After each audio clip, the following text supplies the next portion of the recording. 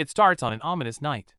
A passerby spots something massive in the bushes, but before he can react, a monstrous insect strikes, silencing his screams. Back on the sunny college campus, students are buzzing about a viral Insect Man video, naively joking that growing wings would be like becoming a superhero. Hearing this, our boy Sachin snaps back with a cold, sharp gaze, forcing his friends to awkwardly change the subject to tonight's drinking party. Despite that awkward moment, Sachin is the undisputed king of the social scene here, admired by girls, and boasting a perfect online reputation. To Sachin, human society is just like an insect colony with a strict hierarchy, and he sits comfortably at the very top of this social pyramid. He swears to protect his perfect status at all costs. But just as he resolves this, his friend teases him about a certain special someone. It's Mihue, his crush. The friends immediately wave her over, and she beams with joy, clearly thrilled to see Sachin among the group. However, as she runs towards him, Sachin isn't smiling. A sudden, terrifying sensation hits him, and he realizes his worst nightmare is about to happen. Just as the party was getting started, our boy felt a sharp, throbbing pain in his wings that made it impossible to keep his cool. To avoid exposing his secret, he had to make up a lame excuse and bolt, leaving his confused friends wondering what just happened. He managed to protect his secret, but his reputation took a hit. Hearing the whispers behind him, he could only grit his teeth and keep walking. From that day on, rumors started flying. The once popular guy was now seen as a loner with social issues, and his perfect image began to crack. Back in the safety of his room, our boy could finally drop the act. Laughing at his so-called popularity, he prepared to unleash the beast he'd been hiding. As he took off his shirt, the massive dragonfly wings burst free. Looking at his monstrous reflection with disgust, his mind drifted back to where the nightmare began. Back in junior high, he tried to kill a dragonfly with bug spray, but instead of dying, the bug melted away, and the fumes triggered a horrifying mutation in his own body. When he woke up the next morning with wings on his back, his life turned into a horror movie. Terrified of being discovered, he spent his nights hiding under the covers. To survive, he shut himself off from the world. He eventually decided to reinvent his look, hoping a perfect exterior would hide his deep-seated insecurity. But the most important step was dealing with the wings. He learned to bind them tight with bandages, a painful solution, but better than being treated like a monster.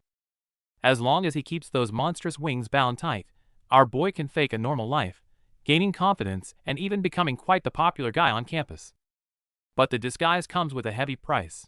The unbearable pain forces him to unleash the massive dragonfly wings in the bathroom, a constant reminder of his cursed reality.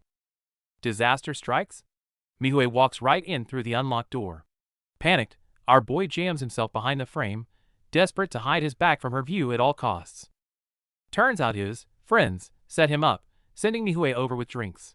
While cursing them internally, he frantically tries to come up with an excuse to make her leave. Mihue isn't buying it. She notices how he always disappears and acts strangely. Her honest concern hits home, making our boy flinch in guilt and terror behind the door. She's not taking no for an answer. Mihue plops down right outside the bathroom, determined to wait there until he comes out to watch a movie with her. She's not just being stubborn, she genuinely cares. After all, she hasn't forgotten how our boy bravely stepped in to save her from a creep earlier this year. Unaware of the chaos inside, Mihue sits by the door, pouring her heart out and asking to share our boy's burden. Though touched by her words, Sachin suppresses his pain and transformation, diverting the heavy topic by suggesting a movie date instead. Walking to the theater, Sachin is haunted by his predatory instincts, convinced that keeping his secret is the only way to protect her. Seeing Mihue so happy over a simple lollipop, Sachin realizes her innocence is too precious to be shattered by his monstrous reality. Inside the dark theater, as Mihue scoots closer, our boy's heart races not just from romance, but from the terrifying weight of his secret. He imagines confessing, but seeing the potential horror on her face makes him realize that silence is the only way to keep things normal. Suddenly, the lights go out. Before anyone can react, a terrified student bursts in, screaming for everyone to evacuate immediately. But the warning is cut short. A blade pierces through the messenger, pinning him to the doorframe. The slaughter has begun. Chaos erupts as the lights cut out, leaving a gruesome scene in the doorway. Our boy is frozen in terror, realizing this isn't just a random attack, it's a slaughter. The attacker reveals giant insect wings, locking onto Sachin like a predator spotting a meal. Our boy tries to cram himself into a corner, but his own wings make hiding impossible as the monster smashes through his cover. The monster closes in, savoring the fear. Our boy is completely overwhelmed by the predator's aura, scrambling backward desperately as he realizes he's trapped with something far stronger than himself. It turns out this guy used the same jungle juice, bug spray, but he's embraced the mutation. He mocks Sachin's fear, calling him a mouth-watering snack because of their shared insect DNA. Just when it couldn't get worse, Sachin's crush, Mihue, walks right into the danger zone. The mantis maniac immediately spots her, shifting his bloodlust toward the defenseless girl. Seeing the monster lunge at her, Sachin finally breaks his silence, screaming desperately for her to run. But human reflexes are no match for a killer insect on the hunt. In a split second, the glass shatters, and Mihue is knocked straight out of the high-rise window. Watching her plummet, our boy's mind goes blank. He has to make a choice, right now, or she's gone forever.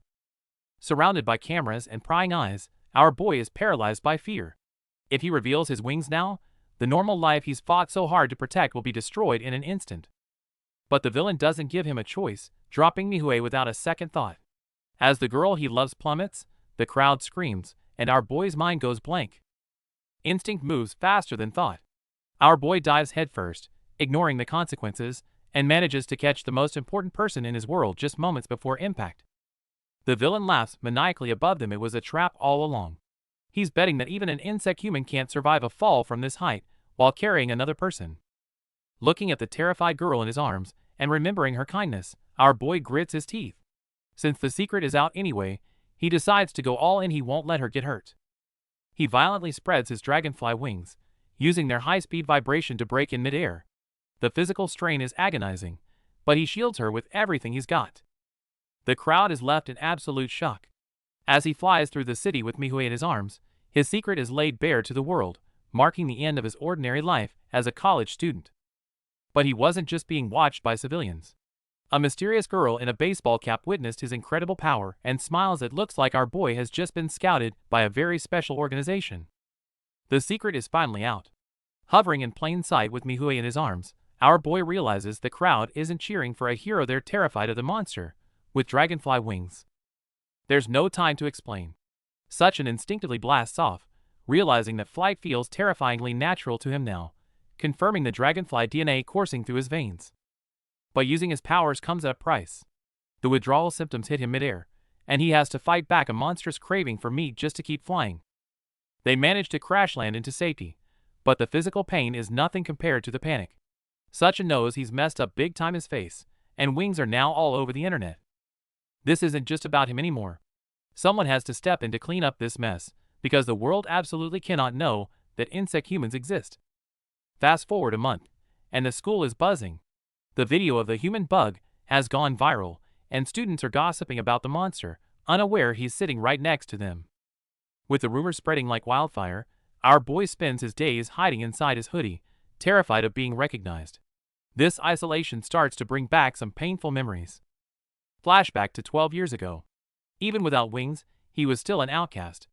Being an orphan meant no money for gifts, and the other kids made sure he knew he didn't belong. Whether it's being labeled an orphan or a monster, the story remains the same. All he ever wanted was to fit in, but it seems the world is determined to keep him on the outside. Life as he knew it is over. Strangers treat him like a circus freak, grabbing at him in public just to see if the wings are real. Even his old friends are gossiping behind his back. Our boy pulls his hood down, feeling completely isolated and considering turning himself in just to make it stop. His social media is crashing, but he holds on to one hope. He saved Mihue, so surely she, of all people, will understand and stand by him. He sneaks into her hospital room expecting a warm reunion. Instead of gratitude, he's met with pure terror and a scream that shatters his heart. Desperate, he tries to explain it to him, but she's too traumatized. She begs him to leave and never come back, looking at him like a monster. That word monster echoes in his head. Walking away, he checks his phone one last time, watching the last of his social connection disappear. Back home, the despair turns into self-hatred. Blaming everything on his insect features, our boy grabs a pair of scissors, determined to cut the wings off himself. But it's no use. The scissors drop to the floor, and unable to escape his own body, he collapses in the corner, sobbing in total defeat. Every second is pure agony. Our boy is curled up on the floor, not just broken physically, but crushed by the pathetic reality of what he's become. Looking at the bustling city and nature's social groups, the realization hits hard. There is no place in this world for a monster like him. Desperate for peace, he steps off the ledge. But in a cruel twist of fate, his insect instincts kick in, refusing to let him die even when he wants it most. Suddenly, a voice cuts through the wind. A mysterious girl is hanging casually off the wall, and instead of screaming, she's actually admiring his wings. Our guy is completely bewildered by this wall-crawling stranger. But then she drops a bombshell that freezes him in his tracks, a way to become human again. That one sentence shatters his world. After landing in the stairwell, he's still reeling, but desperation drives him to ask the only question that matters. How? She adjusts her cap and points to a bus waiting outside. If he wants answers, he needs to pass an interview at her school, where a certain professor can explain everything. Looking back at his lowest moment, our boy remembers standing on that ledge, ready to end it all. It was the promise of not being alone that pulled him back from the edge. Even though he doesn't fully trust her yet, our boy has nowhere else to go. He's committed to this ride into the unknown, putting his fate in her hands. To answer his questions, Eugene pulls out a can of jungle juice. This isn't just bug spray. It's the source of their nightmare, a formula that fuses insect DNA with the human body.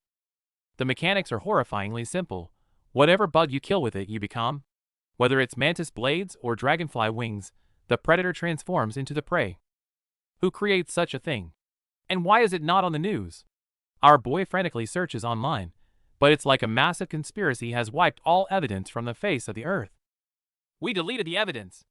Eugene's casual admission leaves him stunned. Before he can ask more, they arrive at a secret entrance hidden deep inside a mountain tunnel. As the heavy blast doors open, our boy can't believe his eyes. Hidden completely behind the mountains is a massive, modern university campus nest. Walking inside, our boy's heart starts racing. Everywhere he looks, there are hybrids just like him. This isn't just a school, it's a sanctuary for their kind. But this is no paradise. Before he can even settle in, he's cornered by some aggressive locals. The guy with the stun baton clearly isn't here to welcome the new student. The story cuts to the shadows, where the ruthless organization Pet Shop is purging failed experiments. It seems our boy has already caught the attention of some very dangerous people. Back to our boy, who is completely shell-shocked. He's just arrived at the academy, only to find the sky filled with people openly using their insect abilities. This place is called Nest, a supposed haven for outcasts like him. But seeing so many mutants living openly makes our guy feel exposed, and his first instinct is to run. With a push from his guide, he forces himself to take a look around. Seeing everyone living their lives without shame is a massive culture shock for someone who's spent his life hiding. Sudden buzzing triggers his reflexes, and he takes a swing only to find an eccentric old man sitting there. To make things weirder, the old guy just casually snacks on the bug he just caught. Watching someone eat a bug raw freaks our boy out, but he doesn't have much choice. When the old man demands to see his ability, he nervously reveals the dragonfly wings he usually keeps hidden. Turns out the weird old man knows his stuff. He immediately recognizes the powerful dragonfly wings, noting how impressive it is that they can be folded away so neatly underneath his clothes. With no other choice, our boy grits his teeth and reveals his secret. As the translucent wings stretch out, traumatic memories of being branded a monster come flooding back. But there is no sympathy to be found here. A terrifying, shirtless instructor stares him down, openly mocking his hesitation and calling him useless right to his face.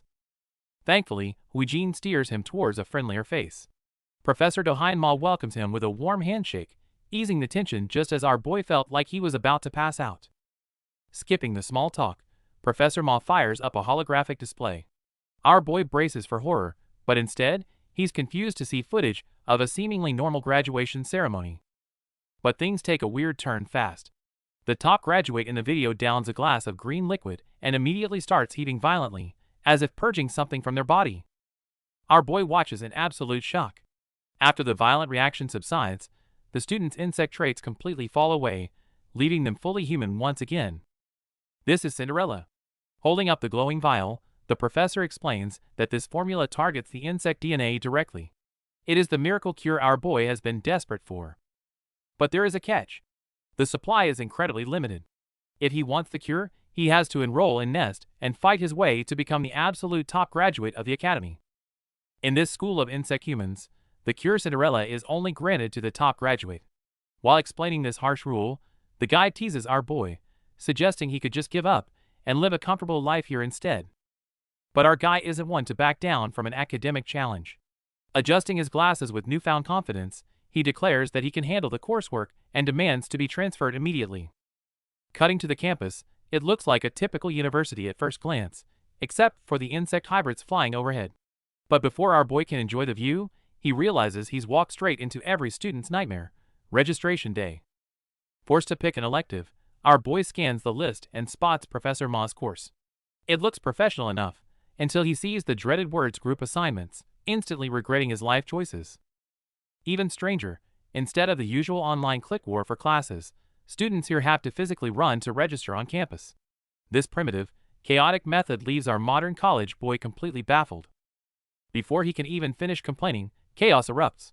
A girl with wings dive bombs another student right in front of him, smashing him into the ground. Our boy can only stare in shock at the brutality. While our boy freaks out about the public brawl, his guide acts like it's just another Tuesday. Clearly, violence is part of the curriculum here, and surviving school life is going to be harder than he thought. The semester has barely started, and the campus is already a war zone. Seeing students getting crushed like bugs, our boy realizes this place is pure survival of the fittest. Even the class president is a monster. Watching this display of power, our boy breaks into a cold sweat, wondering how on earth he's going to survive college life here. The scene shifts to the computer lab, where the tension is just as high. Everyone is locked in, waiting for course registration to open, and the air is thick with anticipation. Our boy has a clear target: Professor Ma's class. He needs to block out the chaotic noise around him and focus solely on securing that spot. Meanwhile, the professors are discussing the new transfer student. Given his hesitation, they don't seem too optimistic about his chances of surviving the brutal system. Professor G is particularly skeptical. Remembering how much our boy hates his own insect abilities, he's convinced Sachin doesn't stand a chance in the upcoming chaos. The moment registration opens, all hell breaks loose. It's not just clicking buttons. Students are literally using their powers to physically fight for their classes. Our boy is left stunned as everyone vanishes in a blur of motion. In this school, you don't just sign up for opportunities, you have to hunt them down like a predator. Outside, it looks like an apocalypse with students scrambling wildly under the motto, "Only the strong survive." Watching from the window, our boy is completely bewildered by this sudden chaos. While he's standing there confused, a reflection appears in the window. This guy with antennae notices our boy's panic and offers to explain what's actually going on. As they head into the woods, the new friend explains the brutal system. Professors hand out USB drives to the first 16 students. If you're late, you don't get a class. The antennae guy is aiming for Professor Ma's class with dreams of becoming valedictorian. They part ways with some encouragement, leaving our boy relieved to have met someone actually nice. Left alone again, our boy realizes he's already way behind. Needing to find his bearings fast, he spreads his dragonfly wings and takes to the sky for a better view. From high above, his enhanced vision kicks in immediately. He spots red flags scattered throughout the forest, marking exactly where the professors are waiting. But it's worse than he thought. Down below, students are violently attacking each other just to thin out the competition. It's not a race, it's a full-blown battle royale. The forest is total chaos with everyone fighting for a spot. But our boy isn't here to brawl. Utilizing his high-speed flight, he scans the area from above, looking for Professor Ma's flag to bypass the mayhem. He spots the target amidst the confusion and dives straight for it without hesitation. This kind of reckless, high-speed descent is exactly what he needs to make up for lost time. With a heavy thud, he crash lands. It's not graceful, and his eyes are burning from the wind speed, but seeing the relaxed Professor Ma in front of him confirms that his gamble paid off. Professor Ma sees right through the plan, impressed that Sachin used his dragonfly speed to overcome the late start. Acknowledging the strategy, he hands over the crucial registration USB without any hassle. The professor tells him he just needs to plug it in at the lab to finish registration. Clutching his prize, our boy walks away feeling confident, thinking the hard part is over while others are still fighting. But naturally, it's a trap. As soon as the drives are handed out, Professor Ma smiles and hits send on a mass text. The race isn't over. The real battle royale is just beginning. Our boy's phone buzzes violently, revealing a horrific notification. Everyone holding a USB is now a marked target for the rest of the students. His prize just became a target on his back. The message ripples through the forest, changing everything. Students who missed out on the flags now realize they have a second chance. Simply hunt down the USB holders. The predators are waking up. Sachin looks up in horror to find the trees filled with glowing red eyes staring right at him. Before he can even react to being surrounded, a brutal, unseen attack knocks him straight into the dirt. What was supposed to be course registration instantly turns into a battle royale. Heavy hitters are smashing craters into the ground, and before our boy can react, a longhorn beetle guy charges straight at him. Our boy tries to bail, but a whipped spider guy ambushes him for his USB. Everywhere he looks, insect humans are tearing each other apart in a frenzy to secure their credits. What kind of sick registration system is this? Our boy curses the insanity as he scrambles for safety, spotting a hollow tree trunk that looks like a good place to hide. He dives into the hideout with an antenna guy he met earlier. As the chaos subsides outside, our naive boy thanks his companion, thinking he's lucky to have found a trustworthy ally. But the gratitude is cut short when the guy suddenly stings his forehead. Turns out he's a honeybee type, and that jab just pumped our boy full of paralyzing venom. The guy instantly drops the act, snatching the USB our boy fought so hard for. We're all rivals here, you moron. Only an idiot would think anyone would actually help them. Prize in hand, the bee guy spreads his wings and takes off, dropping a condescending, "Try harder next year," as he leaves our paralyzed boy in the dust. His body is numb, but the fear of never becoming human again overrides the paralysis. Fueled by sheer desperation, our boy forces himself up and sprints after the thief. The enemy is clearly rattled by this sudden burst of speed. But our boy isn't giving him a break. His predatory instincts kick in, and those dragonfly eyes lock onto the target with terrifying precision. Remember, dragonflies are nature's most efficient hunters, with a 95% success rate. With 360-degree vision from thousands of compound lenses, every tiny movement the enemy makes is calculated. Running is simply not an option. Prediction confirmed. Just when the guy thinks he's slipped away, our boy cuts off his escape route and lands a massive hit. Like the textbooks say, once a dragonfly locks on, the prey is finished. Meanwhile, back at the dorms, Eugene wraps up her registration, but the tension is high. The whole reason our boy is fighting out there is for that USB drive. If he doesn't get that data back before the deadline, his semester is over before it starts. Back to the fight. That punch felt good, but the impact sent the USB flying. Watching his only ticket to enrollment freefall into the abyss, our boy panics, abandoning the fight to dive desperately after it. He's inches away from grabbing it when a hand swoops in and snatches the USB right out of the air. Hearing the thief mock him from above, our boy is absolutely furious and ready to tear the guy apart, but he realizes something is wrong. The guy he punched isn't stabilizing his flight. He's falling like a rock, completely unconscious. Panic sets in. Did one punch knock him out cold? A fall from this height is going to be fatal. The girl with the USB is getting away, but our boy faces a split-second moral dilemma. His attacker is plummeting to his death, and even though the guy asked for it, Sachin hesitates to leave him behind. Conscience wins over logic. Sachin dives at full speed, catching the falling student just in time. He saves his enemy, deciding it would be inhumane to let him die, even if it costs him his own registration.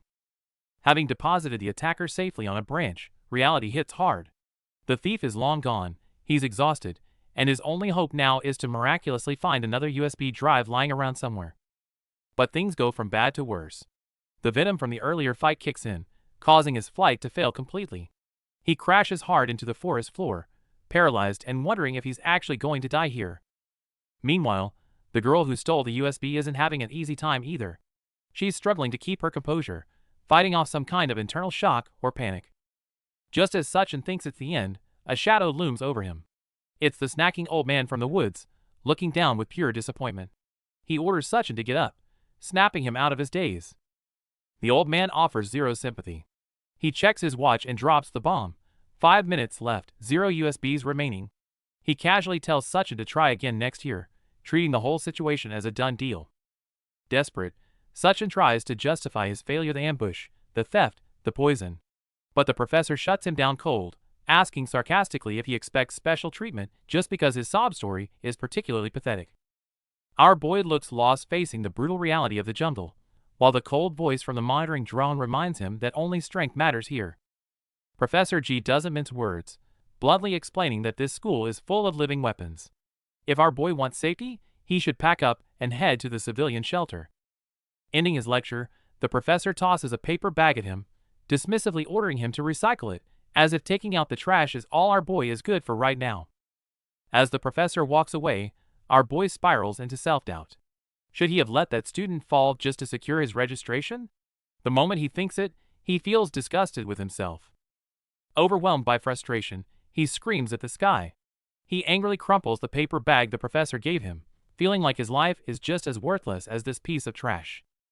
But just as he's about to toss it, a red glow comes from inside the bag. He opens it to find the very last registration USB. Now he only has 5 minutes left on the clock. Meanwhile, Professor Ma catches up with the stern Professor G. He's confused why the old man suddenly decided to help our boy out, considering it goes against his usual strict nature. Professor G just grunts, claiming he wants to personally beat some sense into the kid. Back in the woods, our boy is sprinting for his life, determined to seize this last chance. Our boy Sachin is pushing his speed to the limit, sweating bullets. He knows he's running out of time, but flying this fast is blinding him, and he's terrified of botching the landing again. Quick thinking saves the day. He slaps on a pair of goggles to shield his eyes. With the wind out of his face, and his dragonfly vision locking in, he finally unleashes his full speed. Meanwhile, a group of bullies is lying in wait down in the forest. They figure it's easier to ambush people here than do the actual work, blissfully unaware of what's coming. Spotting a target, the leader reveals his monstrous insect form, ready to pounce. But his grin fades instantly when he realizes the incoming object is moving way too fast to be human. Before they can even react, Haizong and Huijin tear through the scene. The sheer force of their movement sends the ambush leader tumbling, leaving him face-planted in the dirt wondering what just hit him. Doa finishes the job, casually stepping on a thug's head. She doesn't just beat them, she insults them, reminding these background characters that fighting near the buildings is against the rules. Huijin sighs at her phone. She's only here because Professor G ordered her to babysit the new transfer student. She might be complaining, but she's still making sure our boy doesn't get himself killed. Meanwhile, Sachin comes crashing into the room like a missile. It's not the most graceful entrance, but he made it inside just in time, impressing everyone with his frantic speed. It turns out this entire life or death race wasn't to save the world, it was to register for classes. Sachin slams the enter key, and seeing registration complete on the screen gives him a bigger rush than the flying ever did. Managing to register just seconds before the deadline, our boy collapses in his chair, exhausted but determined to chase that top rank no matter the cost. Barely getting a moment to breathe, a notification pops up demanding his immediate presence at orientation, forcing our boy to rush out into the night. He gets tackled by security the moment he arrives. They demand an ID card he hasn't even received yet, leaving our boy in a tight spot. Just in time, Huijin steps in with his new ID card. As they walk to class, her encouragement helps calm our boy's nerves about the tough path ahead. Clutching his new ID, our boy's confidence returns. His determination to ace even the hardest courses brings a genuine smile to Huijin's face. The moment they step into the lecture hall, the atmosphere shifts. Whispers erupt everywhere. It seems our boy's viral transformation video has made him an unwanted celebrity.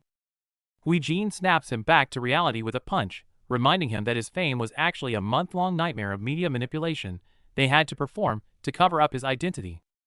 As Huijin calmly mentions deleting the evidence, our boy finally realizes why the recent scandal vanished so quickly. It turns out his friends were quietly protecting him behind the scenes all along. Huijin even steps in to silence the loudmouths for our boy. She gently reassures him that everyone knows he acted out of kindness, reminding him that he doesn't have to carry the guilt alone. Moved by Huijin's blunt but sincere kindness, our boy can't help but blush. Watching her walk away, he feels the weight of their friendship and finally finds some much-needed peace of mind. However, the peace is short-lived as an arrogant newcomer enters the scene. Slumping in his seat with a sneer, he clearly looks down on everyone and has zero respect for the Academy's rules. Just as everyone gets annoyed, the arrogant guy decides to make a scene. He slams his fist into the ground with a violent outburst, using the shockwave to demand everyone's attention and spark a confrontation. He shamelessly announces his plan to become the valedictorian, treating his classmates as nothing more than stepping stones for his ambition. His outrageous speech leaves the entire room in stunned silence. Desperate for the Cinderella cure, the red-haired bully starts robbing his peers. He uses violence to force them to hand over their student IDs, turning the classroom into a scene of absolute chaos. Unable to stand the bullying any longer, our boy's temper finally snaps. He lunges forward with a roar, ready to show this arrogant jerk exactly why you shouldn't mess with his classmates. Amidst the chaotic struggle, a red-haired man swings his bat with brutal force. It seems the previous clash was intense, with everyone fighting desperately for their IDs. Waking up in searing pain, our boy finds himself in the health center. With blood on his forehead and vision blurred, he realizes he barely survived the encounter. Hui-Jin explains she found them bleeding out and brought them in for treatment. But before our boy can even say thanks, he realizes with horror that his ID is gone. Hui-Jin calmly reassures him, promising to get replacement IDs right away. Watching her leave, our boy feels a sense of gratitude, touched by her kindness and reliability. This feeling of being cared for reminds our boy of his old crush, Mihue. As he reminisces, Haizong finally wakes up in the next bed, looking like a mummy. After hearing the story, Haizong calls our boy a complete moron. He bluntly points out that there's no way official IDs could be reissued in just a single day.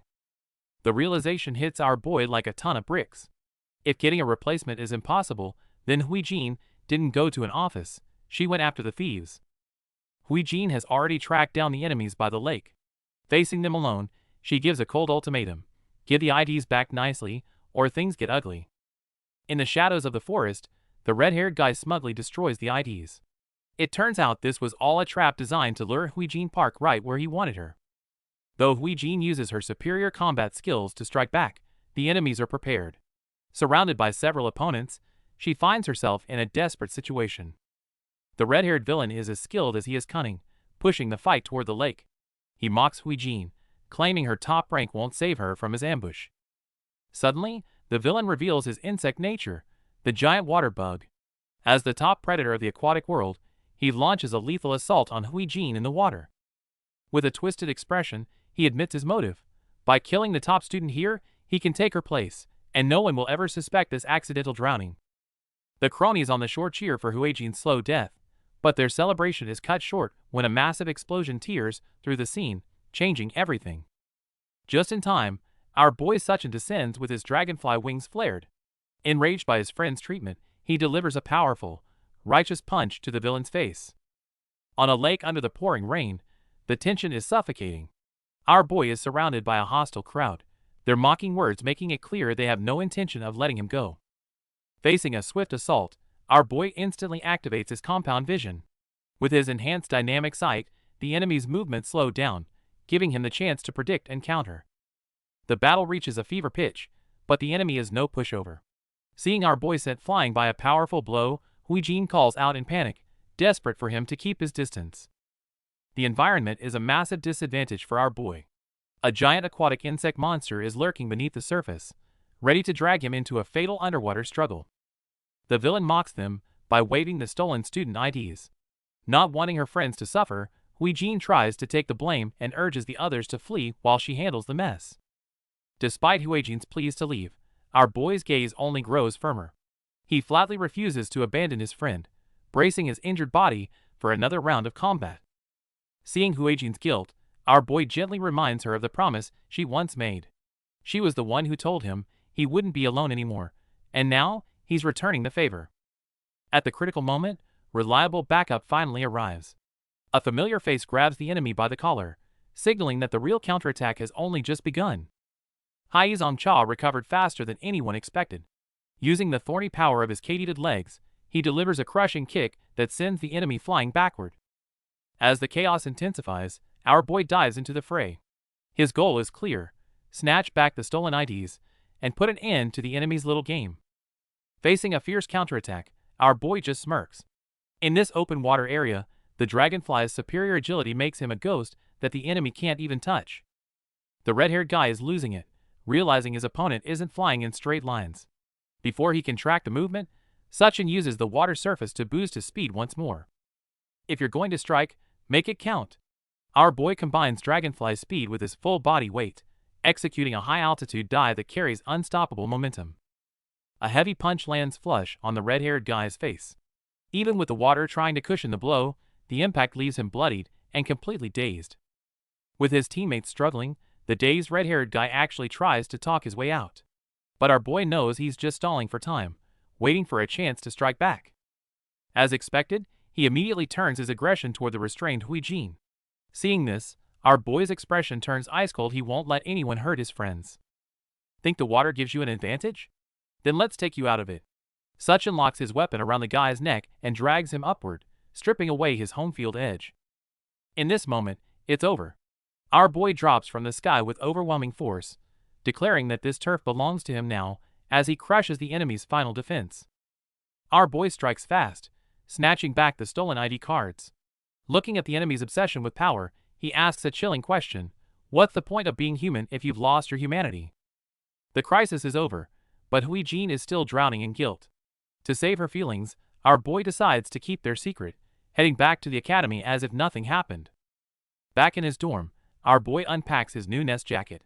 In this secret academy for insect humans, his once cold and lonely life is finally starting to see some light. Before he can settle in, his energetic roommate Haizong ambushes him with a friendly but firm shoulder grab. He's loud and intense, but he clearly respects our boy's skills. Just then, Huijin and the others burst in with snacks and drinks. Seeing their welcoming smiles, our boy is caught off guard, but he can't help feeling a sense of belonging. The lively party helps our boy forget the recent fighting. For the first time since exposing his wings, he feels truly happy, realizing he might have finally found a real home. Elsewhere, the failed red-haired attacker pleads for his life. But in his organization, failure is fatal. Those who can't hunt are deemed extinct and cast aside. Without a shred of mercy, the mysterious figure strikes. A violent surge of power swallows the failed minion, ending his story right there in the dark rain. Meanwhile, on Black Island, a purple-haired woman indifferently licks the blood from her hand. She scoffs at her red-haired subordinate lying on the ground, missing an arm, saying he couldn't even handle a few new students despite his strength. But she tells him not to worry, as they've finally found what they were looking for. The scene shifts to the next day, where the atmosphere is heavy in Nest University's Practical Combat for Insects class. Our boy, Jang Sachin, stands in the classroom, nervous about his first day of practical combat training, clenching his fists as he wonders what awaits him. A helmeted, black-haired classmate tries to reassure him, saying the first class will likely just be a short test, and that she'll help him out. Hearing this, Sachin finally relaxes a little, wiping his sweat and feeling that he might have been worrying for no reason. Right then, the muscular, white-haired and bearded Professor G strides into the room.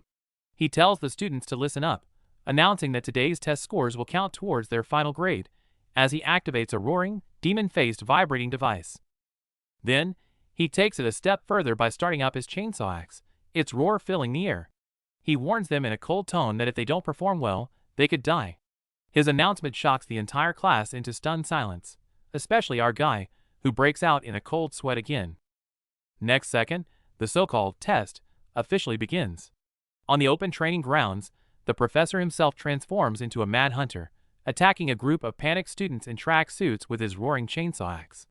The situation instantly descends into chaos and terror. Sprinting for his life and panting heavily, Sachin shouts in desperation, "What the hell are we doing? And who is that crazy old man?" The black-haired girl, Park Huijin, yells back at him while running at high speed, explaining that the man is Professor Junji, one of the main professors in their department. She continues to explain that this Practical Combat for Insects is a required course that teaches them how to fight using their insect abilities. It's up to them to defend themselves.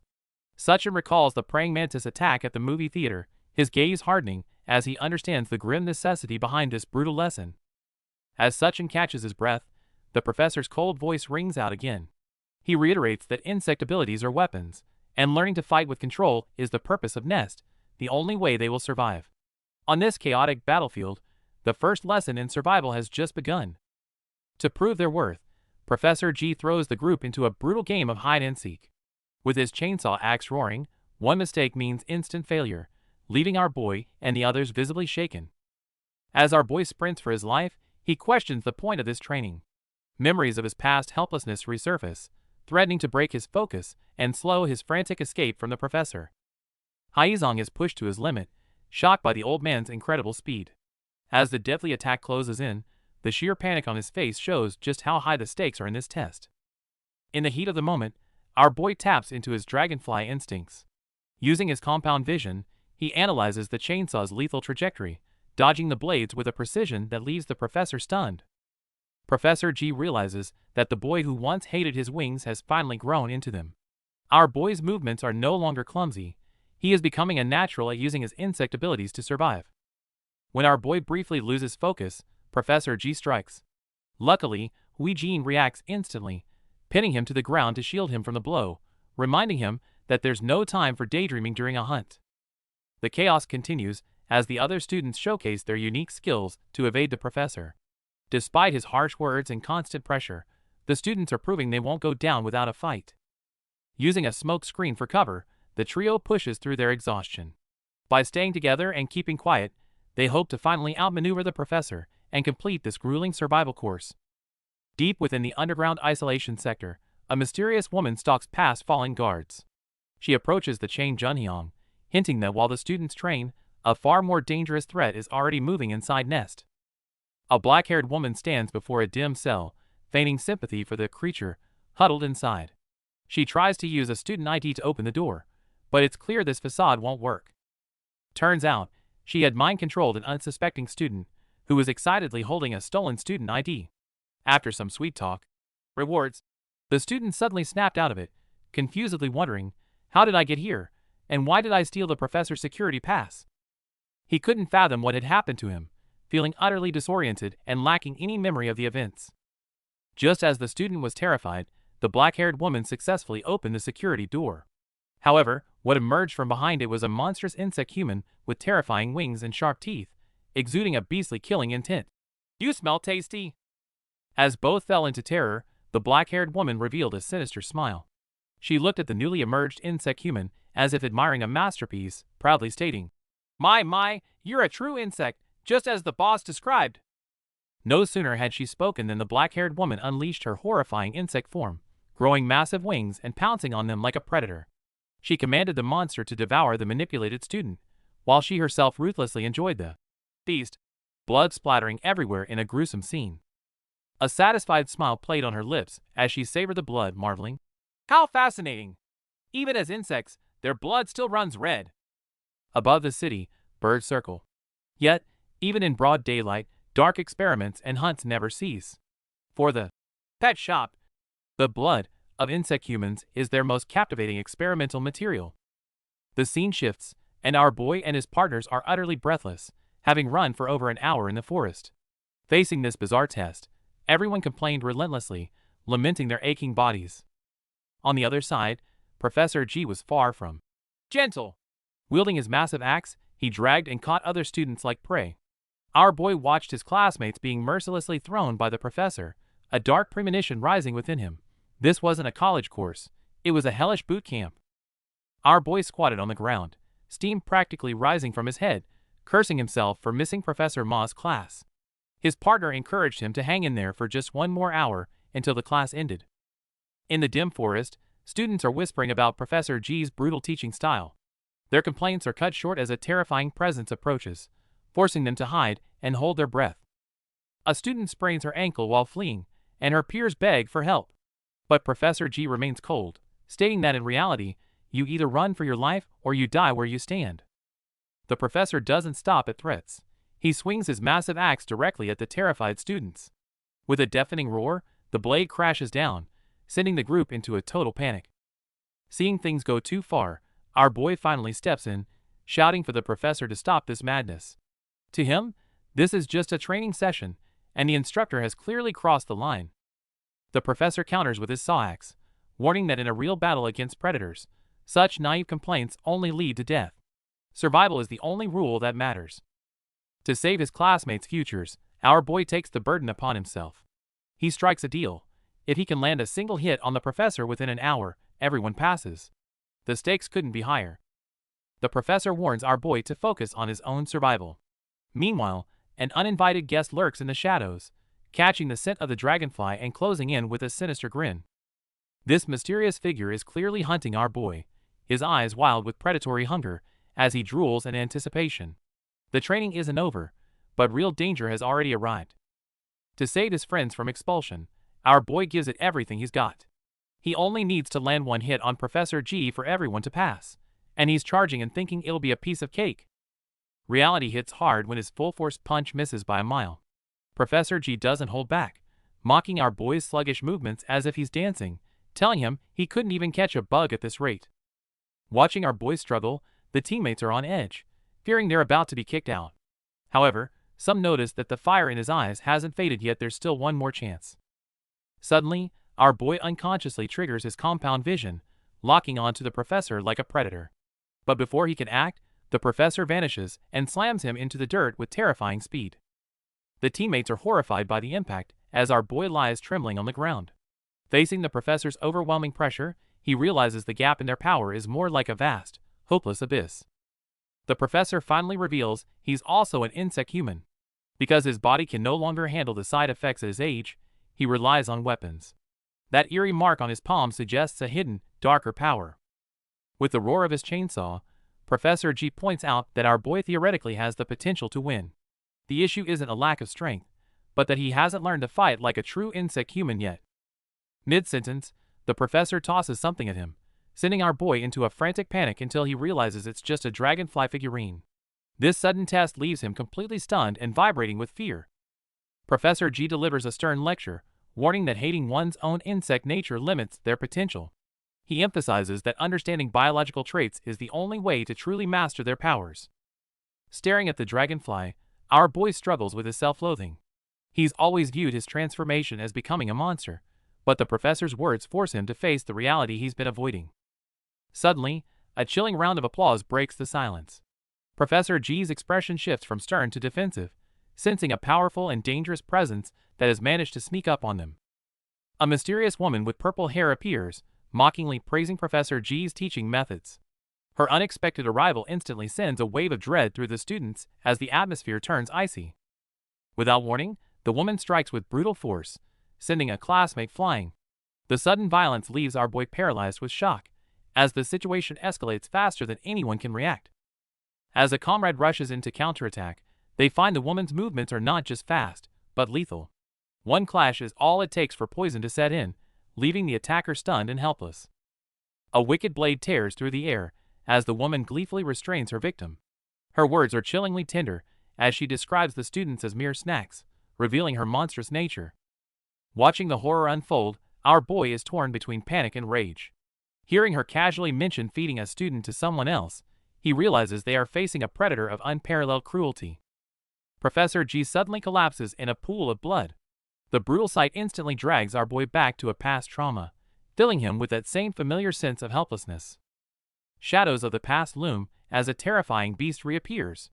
Even Hui Jin is paralyzed with shock, realizing the enemy has become far more dangerous than before. After brutally wounding the professor, the villains casually prepare to leave. Looking at their arrogant faces, the critically injured professor is at his absolute limit. The purple-haired leader waves a mocking goodbye, as if this whole tragedy was just a minor game and the professor's life meant nothing at all. Hui Jin tries to rush forward in rage, but the professor grabs her arm. He sternly reminds them that school rules forbid students from fighting outsiders without permission. Rules, rules, and more rules. With Haizong in mortal danger, these cold regulations feel like a cage preventing them from doing what's right. Since losing the bet meant expulsion anyway, our boy reaches his breaking point. He shouts that he's done being a student, casting aside the rules that hold him back. His gray wings unfurl with a burst of fury and resolve. Taking to the sky, he refuses to let fear stop him again as he watches his friend being taken away. Remembering Haizong's genuine friendship, our boy's eyes burn with determination. This time, he'll break every rule necessary to save his friend. In this critical moment, our boy Suchin streaks through the sky, his eyes fixed on his target with a singular belief now. Everything rests on his shoulders. Meanwhile, Professor G battles an enemy, bleeding from a neck wound, yet he sternly lectures the student behind him, teaching a harsh lesson that in this world, survival is never guaranteed, and even the strongest insect has a natural enemy. Back on the battlefield, our boy Suchin, weapon in hand, fiercely confronts his enemy, but the foe reveals a chilling truth. The praying mantis is the dragonfly's natural predator, a stealthy hunter that instantly puts Suchin in grave danger. Just as expected, the mantis man sneered at Suchin's attack, having already anticipated our boy's intentions, rendering Suchin's surprise assault utterly ineffective. Though struck by his opponent's sharp limbs, our boy knows direct confrontation is risky. He decides to use his flight advantage to keep his distance, biding his time to deliver a fatal blow. The previous impact sent a jolt of pain through our boy, who swiftly flapped his wings to create distance, internally exclaiming, "What the hell?" To his horror, Sachin discovers his opponent's skin is rock hard, leaving his own left hand bloody and broken. It turns out the enemy had regained strength through feeding, making their exoskeleton impenetrable. The Mantis Man, getting cockier, gleefully declared our boy would be his snack for the road. Sachin's eyes reflected the enemy's ferocious assault, and he knew deep down that his current approach wouldn't work. As the Mantis Man lunged, our boy finally succumbed, collapsing in agony, blood seeping from his lips, his broken fingers a gruesome sight. Deep down, only a desperate cry remained. "I just can't." Though Sachin's body and will were pushed to their limits, an unyielding cry echoed deep within him. "I'll die trying." The mysterious golden-haired character coldly whispered, remarking on the difficulty of controlling these fierce carnivores, urging her companion to finish the battle before Nest reinforcements arrived. Just as Sachin's life hung by a thread, elsewhere, his comrade Haizong was startled awake by a voice calling his name from within a dream, where he vaguely heard someone angrily yelling, "If you can't do anything right, then get the hell out of my way," as if questioning some inner flaw. Seeing his teammate Haizong dazed and losing focus, our boy shouts at the top of his lungs, desperate to snap him back into reality. Paralyzed by venom, Haizong is completely defenseless. The villain in the purple helmet senses an opening and cold-bloodedly decides to finish him off. In the nick of time, our boy dives in recklessly, using his own body to crash into the enemy and deflect what would have been a fatal blow. Our boy holds the line, screaming for the others to run while he acts as a human shield. Even the villain is stunned by his selfless determination. It brings back memories of how our boy always helped others without expecting anything in return, even if he never received a simple thank you for his trouble. Back in the heat of battle, though his body is at its breaking point, our boy refuses to regret his choices. He knows saving lives is the right thing to do. Thankfully, Haizong finally regains control. He grabs our boy and vanishes in a green blur, escaping the ambush with incredible explosive speed. This is the true power of the Katydid's hind legs, a natural spring capable of propelling them 10 times their body length to safety. Mocked by a powerful foe, our boy and his teammates are in a tight spot. Despite taking a beating, Haizong keeps his snarky attitude. But just as the enemies think they've won, the red-eyed monster stops. He can still smell the lingering scent of their resolve nearby. Seeing that our boy has no intention of retreating, Haizong starts to panic. In the survival rules of Nest, running from an unbeatable enemy is the only logical choice. But our boy's gaze is fixed. He knows if they back down now, everything is over. Though battered and facing a life-threatening threat, our boy remembers his former, helpless self. He can't let this monster run wild, or more innocent people will suffer just like he did. This sense of duty gives him the strength to overcome his primal fear. Brute force isn't the answer, and our boy knows it. Since reinforcements are on the way, the goal now is to stall. He signals his partner, with a confident smirk. He's already cooked up a daring plan to turn the tables. On the other side of the forest, the team is desperately tending to the wounded, while a chilling sensation creeps in. The enemies they thought were gone never truly left. Instead, they're lurking in the shadows, watching every move. While the enemies brag about their next hunt, our boy uses his high-speed dragonfly wings to vanish and reappear behind them like a ghost. This surprise counterattack leaves the monster stunned. He never expected his prey to strike back so boldly. Using a hidden trap from his sleeve to bind the enemy, our boy lands a powerful kick. Despite the heavy impact, the monster quickly regains his footing with a sinister laugh, claiming this isn't nearly enough to hurt him. The real deathmatch has only just begun. The Mantis villain, facing a formidable foe, grew increasingly agitated. Despite his ferocious attacks, he struggled to penetrate his opponent's rock-hard skin. Exasperated, he arrogantly declared himself the apex predator, claiming no mere flying bug could ever defeat him. However, our boy was no ordinary flying bug. He quickly circled in the air, a clever battle plan already forming in his mind. According to his strategy, he would distract the Mantis villain while instructing Haizong to use his incredible leg speed to retrieve a crucial item. Meanwhile, the situation on the ground was dire. Professor G lay severely wounded, with Doa anxiously tending to him. Weakly, Professor G informed Doa that something important had been taken by the enemy. Just then, our boy, quick as a flash, darted through the air towards a weapon-like object. Seeing this, the Mantis villain roared, "My weapon!" Clearly, it was what he had just taken, and a crucial part of our boy's plan. Soon, Haizong's voice rang out. "Sachin! I got what you asked for. With the backup he needed, our boy wasted no time. Grabbing the weapon Hyezong handed him, he aimed at the mantis villain and shouted, "Chop him up!" They say dragonflies can't beat mantises, but for insect humans, it's a different story. Our boy, armed with a weapon, unleashed a furious combo attack on the mantis villain. After a flurry of blows, he successfully severed the mantis villain's arm. The mantis villain let out a heart-wrenching scream, flying backward in agony, his severed arm clearly visible. His allies gasped in shock, surprised that our boy had truly gone for the kill and sliced off his arm. However, the pain of his severed arm enraged the mantis villain. He lunged furiously at our boy and his comrades, cursing the puny little punks for daring to hunt him, and launched an even more ferocious counterattack. Against the villain's savage assault, our boy was slammed by a heavy blow, his body sent hurtling backward by the immense force. Yet, as the villain reveled in his attack, he failed to notice metal fragments shattering around his head, hinting that our boy's earlier strike wasn't entirely in vain. The sparks of battle continued to fly.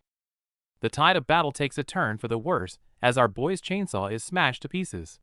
Disarmed and cornered, he's left vulnerable as the enemy prepares to finish the job. Just in the nick of time, Hyezong steps in with a powerful kick that sends the enemy flying. With his comrade by his side, our boy finally has a fighting chance. In the cruel world of nature, a natural enemy is the ultimate predator. Their sheer instinct to kill acts as a brutal check to prevent any one species from growing too powerful. The enemy's power is simply overwhelming, pinning our boy to the ground once again. As the lethal fangs draw closer, he can feel the cold shadow of death looming over him. Just as his consciousness begins to fade, our boy lets out a desperate cry of defiance. A massive explosion suddenly rocks the area, shrouding the entire battlefield in chaos. As the smoke clears, a familiar figure stands protectively in front of our boy. It's Professor G. Seeing his mentor arrive, our boy's despair turns into pure shock.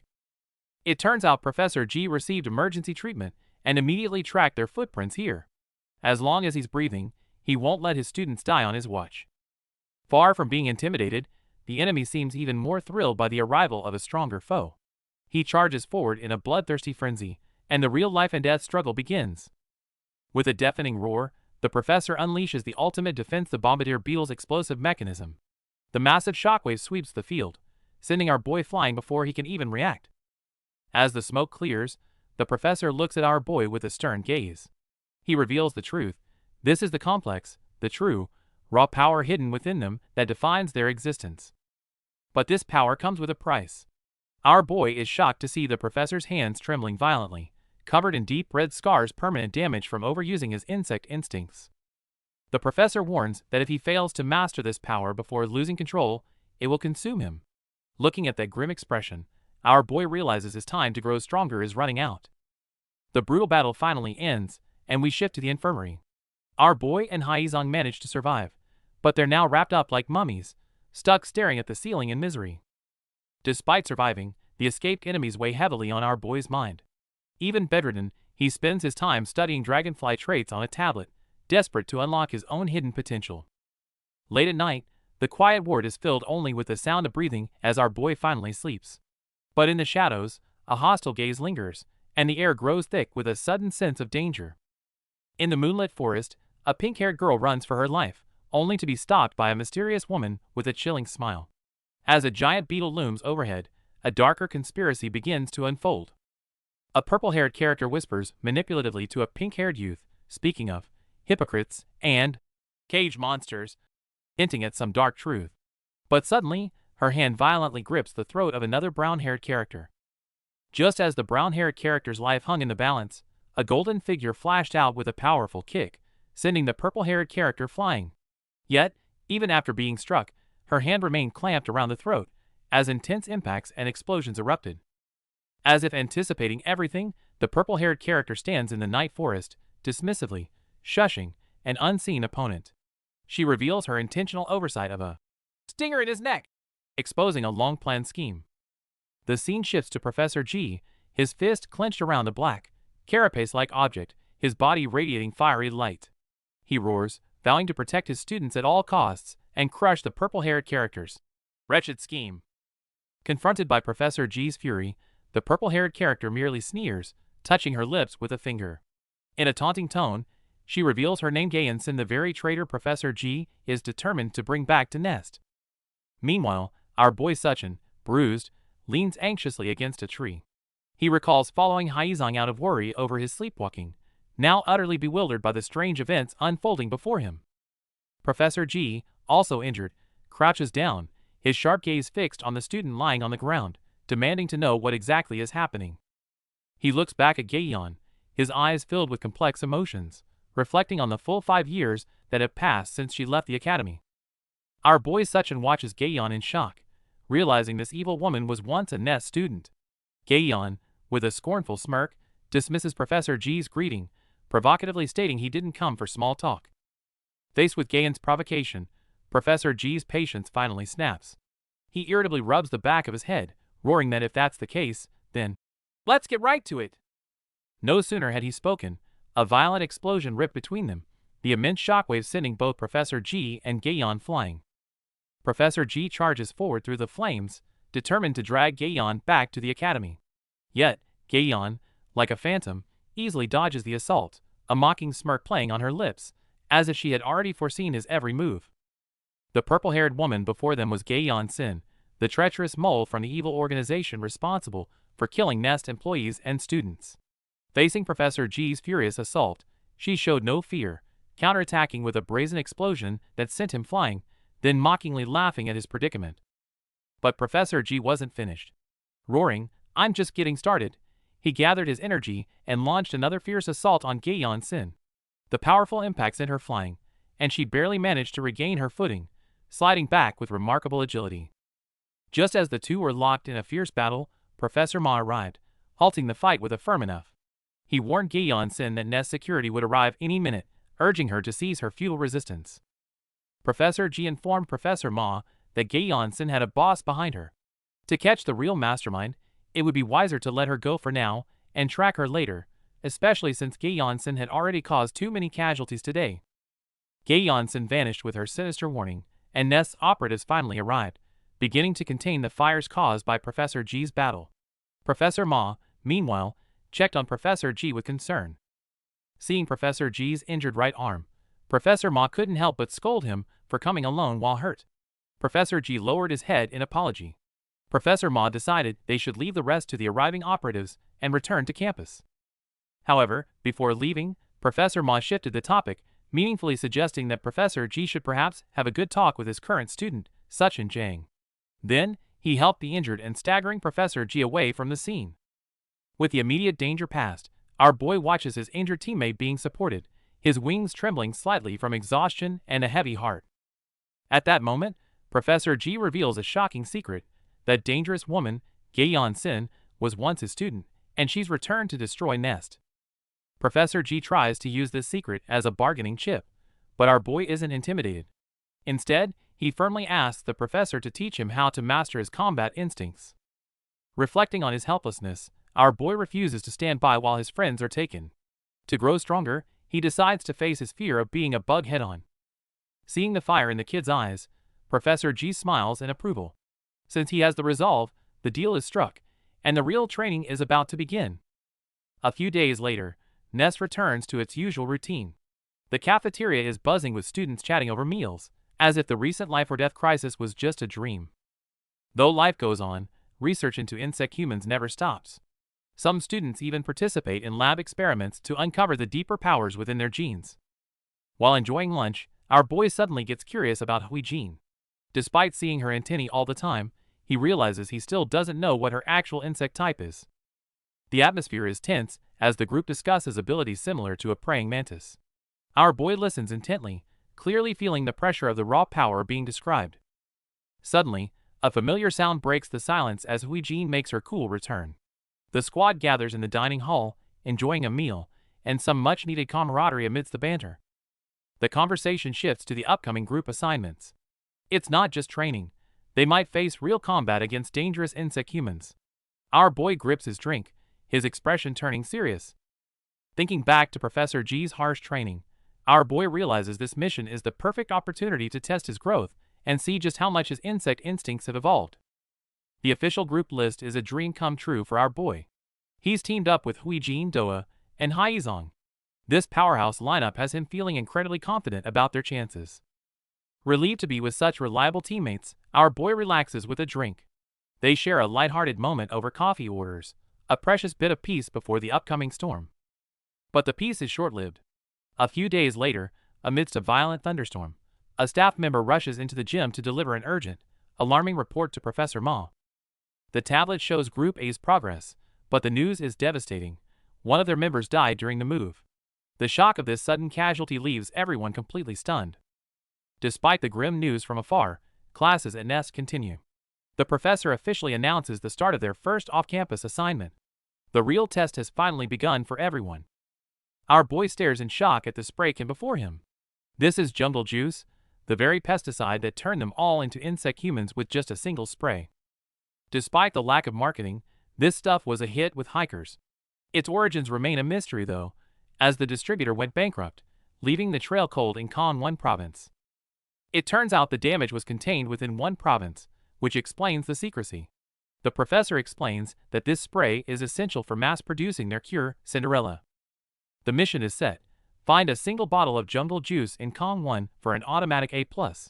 The class erupts in groans, knowing how rare these cans have become nowadays. After class, our boy and Huijin are feeling the pressure. Most cans were recovered long ago, and searching for this contraband now feels like looking for a needle in a haystack. Huijin is sweating with worry, but a light bulb suddenly goes off for our boy.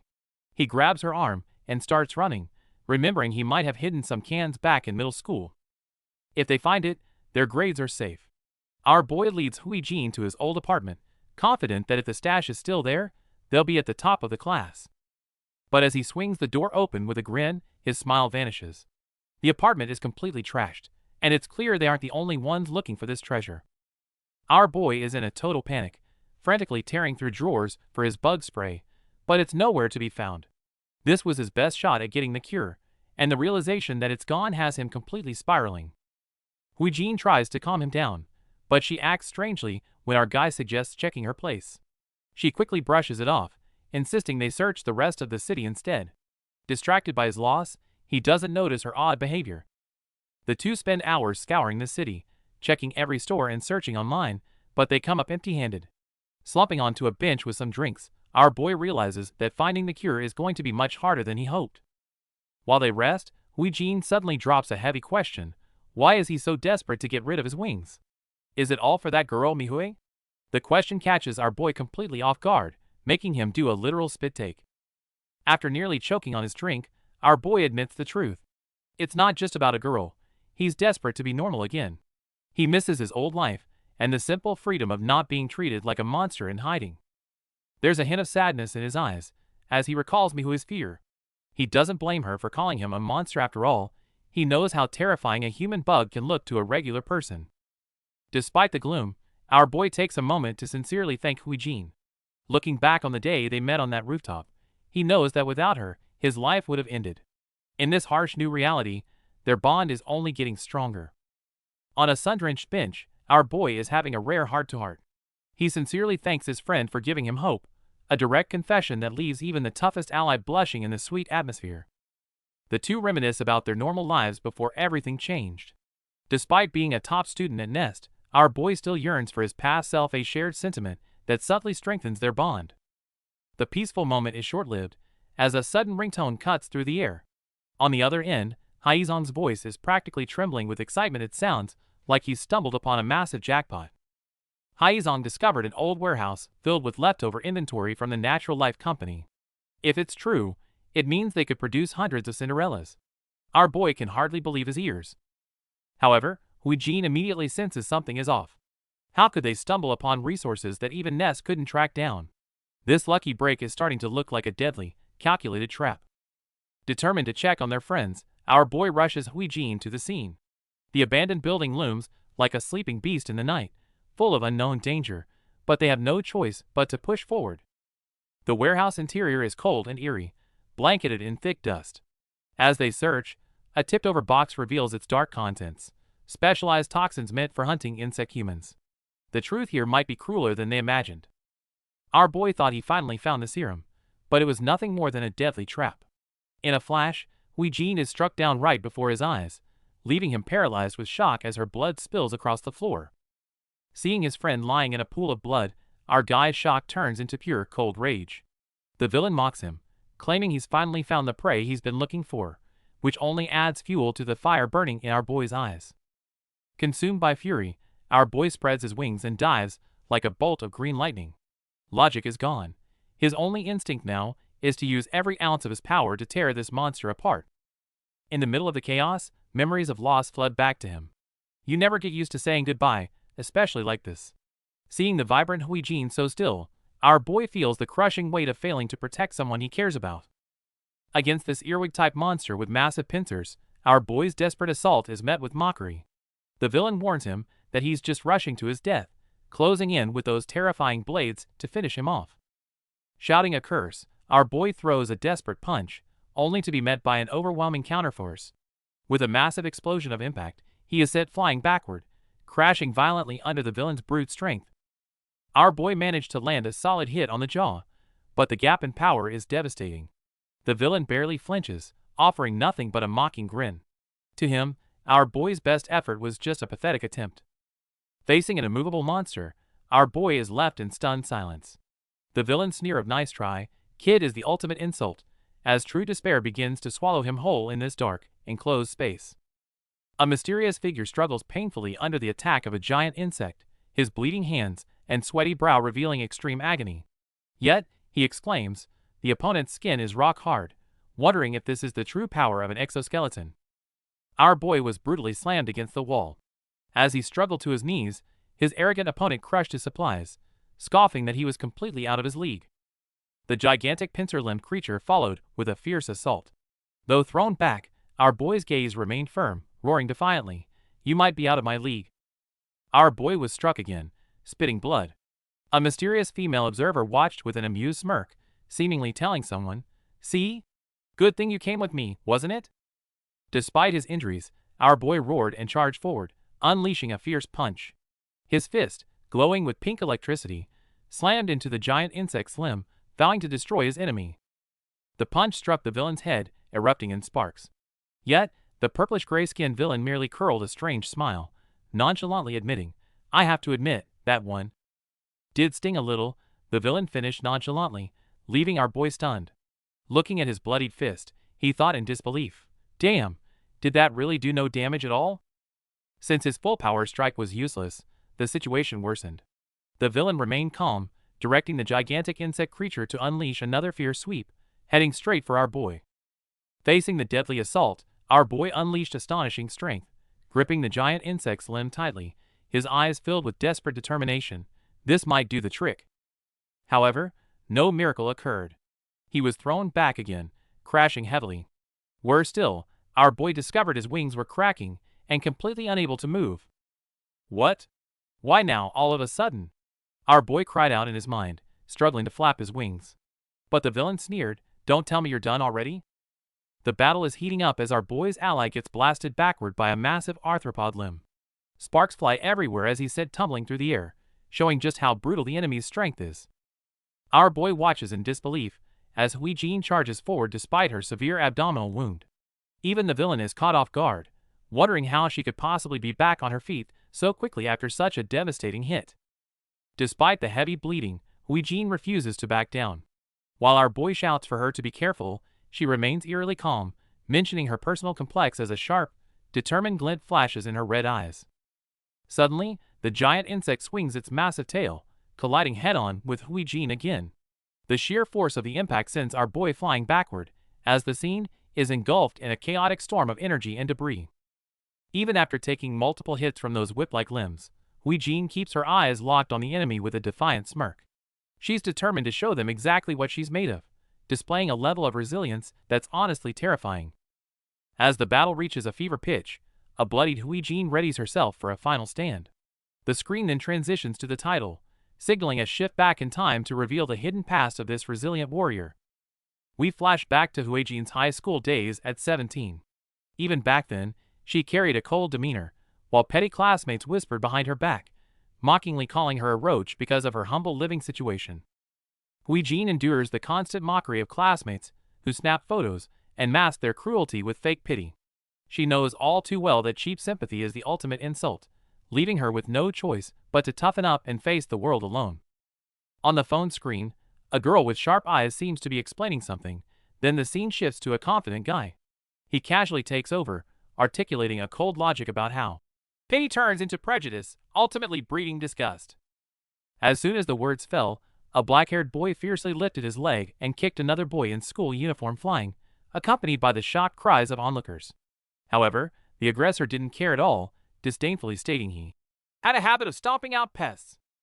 Faced with the opponent's arrogance of calling people pests, Park Hwi-jin, though astonished, chose to endure for her brother. Because with her brother Jong-jin Park by her side, she could be strong. And at this moment, the confident Jong-jin Park called himself the neighborhood exterminator, as if he could solve all her troubles. Park Hwi-jin returned home, and as soon as she opened the door, she saw her brother Jong-jin Park seemingly attacked by something, painfully slamming into the doorframe and screaming in terror. This sudden turn of events plunged Hwi-jin into immense shock and worry. Her brother quickly picked up the bug spray, only to find it was empty. They watched helplessly as the black, spiky insect scurried away, and the siblings could only anxiously cry out, "What do we do?" Despair filled the air as they faced their helpless situation. Exhausted, the siblings sat in their cluttered room, sighing at their lack of bug spray. Soon, their eyes turned to the phone, where they saw a miraculous bug killer advertised as "One spray kills all bugs." Though it sounded a bit too good to be true, they still held a glimmer of hope. Park Hwi-jin recalled their family cooped up in a tiny, dark, and damp semi-basement home, which was all they had. Yet, for her to go to college, her brother remained her faint but steadfast ray of hope. However, this hope was completely shattered after her brother Jong-jin Park passed away. He worked himself to death just for their survival. Poverty took his life, and it took away Park Hwi-jin's only ray of light, leaving behind only endless sorrow. Park Hwi-jin plunged into despair, wishing it was all just a bad dream. Just then, two students furtively pushed aside a partition, and something seemed to be scurrying inside. One of them remarked, "Her brother was the one who kicked my boyfriend," causing the other to exclaim, "Wait, that was her brother!" A mysterious black-haired woman, likely Hwi-jin Park, is trapped, taunted by a voice that brings her friends. The scattered fragments and her pained expression hint at an inescapable nightmare she's enduring. This nightmare relentlessly torments her, as she's repeatedly struck by unknown forces, her body torn apart, screaming in agony. The deep-seated fear and powerlessness from poverty make it seem impossible for her to ever break free. The moment the power killer spray can hit the ground, the fear of being deemed a pest, of being killed with a single spray, instantly consumed her. She collapsed, clutching the deadly can. But pushed to the brink, her instincts fully awakened.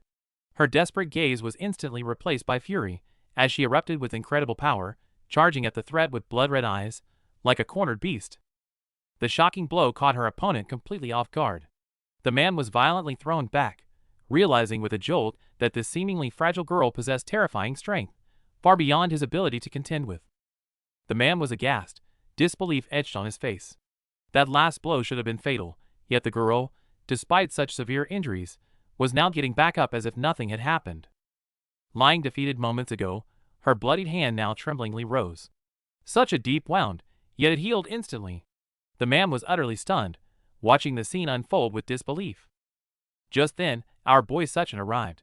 Seeing Hwi-jin's bloodied hands, he anxiously asked about her condition. Hwi-jin calmly replied, "I'm fine. I heal quick." Watching her wounds rapidly heal, Hwi-jin's eyes were tearful yet held a hint of self-deprecation.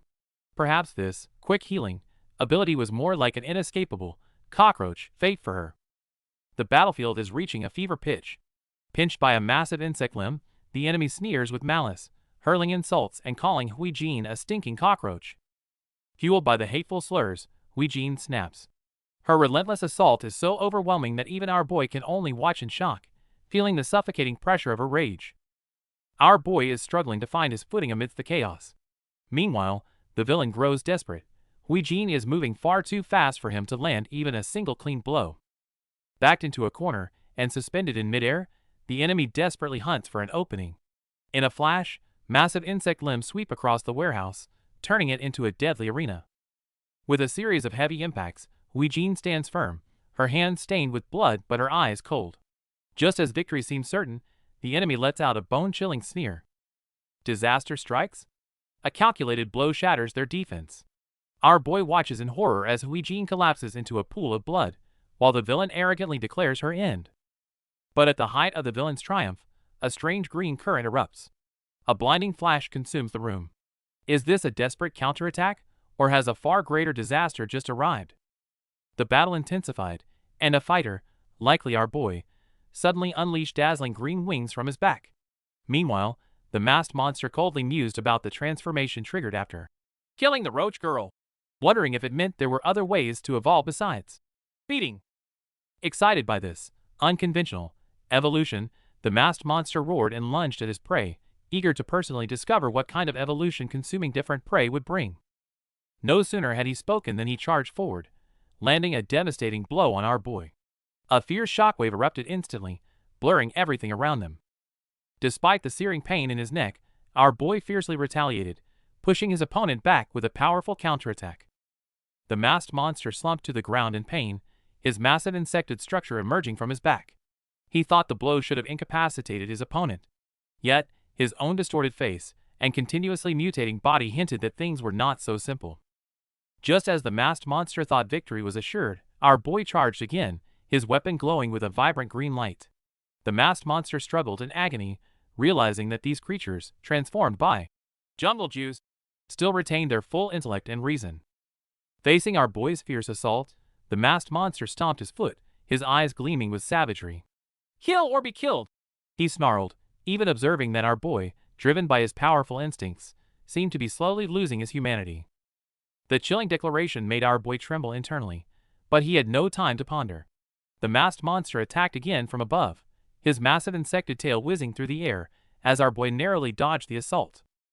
In a critical moment, our boy swiftly counterattacked, slamming his weapon into the ground. A surge of green energy erupted, shaking the entire space as if to engulf all evil. The battle reaches a fever pitch. As the enemy dives in with a monstrous snarl, our boy moves like lightning, catching him completely off guard from behind. Beyond agile flight and compound vision, the Dragonfly possesses a terrifying weapon, mandibles designed to pulverize. Under this raw power, the once arrogant enemy can only scream in agony. This incredible power comes from the defense mechanism. Professor G once taught that while humans use reason to balance instinct, this mechanism is meant to shatter that equilibrium and unleash the inner beast. However, this power is a double-edged sword. If reason is swallowed by instinct, one falls into a state of uncontrollable madness. Looking at our boy's glowing eyes, it's clear he's crossed that dangerous line. The roles of predator and prey flip in an instant. Through the eyes of insect instinct, the formidable opponent is now nothing more than a victim. The villain finally realizes he's hunted the wrong prey. A rare, savage grin creeps across our boy's face as he loses himself in the thrill of the hunt. Even as the enemy begins to break and plead for mercy, the lethal onslaught shows no sign of stopping. Amidst the sickening sound of impact, our boy pins his foe to the ground in a mindless rage. Spattered blood marks the end of this one-sided slaughter, but where will this loss of self lead him next? With a powerful impact, an unknown black-haired character is brutally pinned down by giant insect-like structures. Strange energy spews from his mouth, and blood stains his neck and face, indicating an extremely cruel assault. He collapses in pain, green wing-like energy bursting from his back. Just then, the silver-haired breeder with the whip appears. Looking at his fallen hound, he irritably asks, "What kind of a hunt would this be if I let the game eat my hound?" The breeder binds his hound with the silver whip, grumbling, "After all the trouble I put into raising him for my pack, you've rendered him useless, and I'll have to take him back myself." However, as he steps over another fallen black-haired character, likely Suchin, he pauses, a curious smile spreading across his face. How intriguing. I never expected to find a specimen as interesting as Gaeon Sin, especially not at Nest. While another Nest team searches for their trapped comrade in the rainy night, the breeder grins, grabbing our boy Suchin, deciding to keep him for himself and transform him into a monster. He then traps him in a transparent sphere. The team, led by the orange-helmeted member, finally traces the signal to a brick warehouse named Natural Life. An ominous feeling hangs in the air, leaving them deeply unsettled. Outside the Nest campus in the rainy night, Professor G anxiously directs medics this way. Team members rush the severely injured Huijin towards the infirmary, while other students watch with worried expressions. Professor G, seeing Huijin's critical state, grimly questions them. The team reports they went to the warehouse searching for jungle juice and encountered another powerful insect human. In the pouring rain, the tension hits a breaking point. Professor G grabs our boy by the collar, demanding to know why the mission ended in such a tragedy. Drenched and silent, our guy can only stare back with eyes full of suppressed pain. Amidst the chaos, other nest members arrive on the scene. Professor Yu steps forward, calmly asking our boy to set his companion down so she can assess the situation. Professor Yu reaches out as a mysterious cyan glow emanates from her palms. Her complex is incredibly rare, a hybrid of a firefly and cordyceps fungus, prized throughout Nest for its supreme healing power. As the light flares in the rain, powerful healing energy begins to cover Huijin's broken body. Our boy watches intently, barely daring to breathe, silently praying for a miracle to happen. Under the healing glow, Huijin's horrific wounds actually begin to close. Watching the energy particles dance over her injuries, the despair on our boy's face finally cracks as he asks if this means she can be saved. But Professor Yu's words cruelly crush that hope. She reveals that it's too late. Huijin's heart stopped long ago. She can mend the flesh, but she cannot bring back the dead. Looking at his lifeless friend, our boy completely breaks down. The harsh reality leaves everyone in stunned silence. Our boy collapses in the mud, staring powerlessly at the cold body of his friend. The battle is over, but this irreversible loss may leave a permanent scar on his soul. The heavy rain beats down on the devastated group as they stare at Huijin's lifeless body. Our boy holds her tightly, refusing to let go even when someone tries to pull him away. Memories come rushing back. The harsh days of struggling in poverty and Huijin's past complaints about hating disgusting bugs pierce his heart like a knife. But they also share dreams of a better future. Even despised bugs have moments of breathtaking beauty when they shed their skin. To each other, they were the light in the dark. As long as I'm here, I'll always catch those annoying bugs for you. That simple, playful promise became the very reason they fought to survive against all odds. Back in reality, our boy grips her wrist tightly, desperately calling her name. To everyone's shock, a miracle unfolds. It's the most mysterious stage of an insect's life metamorphosis. Discarding the broken shell to welcome a surge of new life. Amidst the dazzling glow, a powerful energy bursts forth, driving away the cold, relentless rain. A brilliant beam of light pierces the dark clouds as their hands clasp tightly together. With tears in his eyes and a relieved smile, our boy whispers, "I've got you." As the light fades, Huijin finally opens her eyes. Her fatal wounds are completely healed, and she even sports a pair of cute antennae. This deadly trial has triggered her true evolution. After the intense battle, the relief of survival is overwhelming. Seeing the friends embrace through the rain and tears, it's clear just how much this moment of safety means to them. Back at the Nest Hospital, our boy is looking pretty rough. Covered in bandages and soaked in sweat, it's obvious that his last encounter pushed him far beyond his physical limits. Before our boy can even catch his breath, Doa and Haizong burst in. Turns out they had their own close call, getting trapped under a collapsed warehouse, while everyone was frantically searching for them. They described the terrifying moment the earth shook and everything came crashing down. It was a near-death experience that left them pinned under the rubble for hours before they finally made it out. Everyone is safe, but the mission was a total bust. After all that fighting, it turns out the cans they secured were fakes, leaving our boy exhausted and frustrated at being back at square one. A strange detail emerges. The person who tipped him off about the hideout was just a random passerby. His striking appearance makes our boy realize that this encounter might not have been a coincidence. The stranger had distinctive lavender hair and a complex spider-shaped piercing. That kind of flamboyant, eerie style suggests he's someone far more dangerous than a simple bystander. Meanwhile, inside the pet shop base, mysterious figures walk through corridors filled with an unsettling vibe. A fluffy dog follows them, looking strangely out of place in such a dark environment. Just as suspected, the lavender-haired man is none other than Breeder. Toying with a bloody specimen, he mocks Nest's luck with a chilling arrogance that makes it clear he's already planning his next move. The villains are now checking in on their moles inside Nest. With Breeder's cunning and a new plot unfolding, a much larger conspiracy is beginning to tighten around our boy and his friends. In the hallway, several students appear to have just experienced some commotion, their faces showing surprise or nervousness, while in the distance, classmates in Nest uniforms are arriving. What exactly is going on here?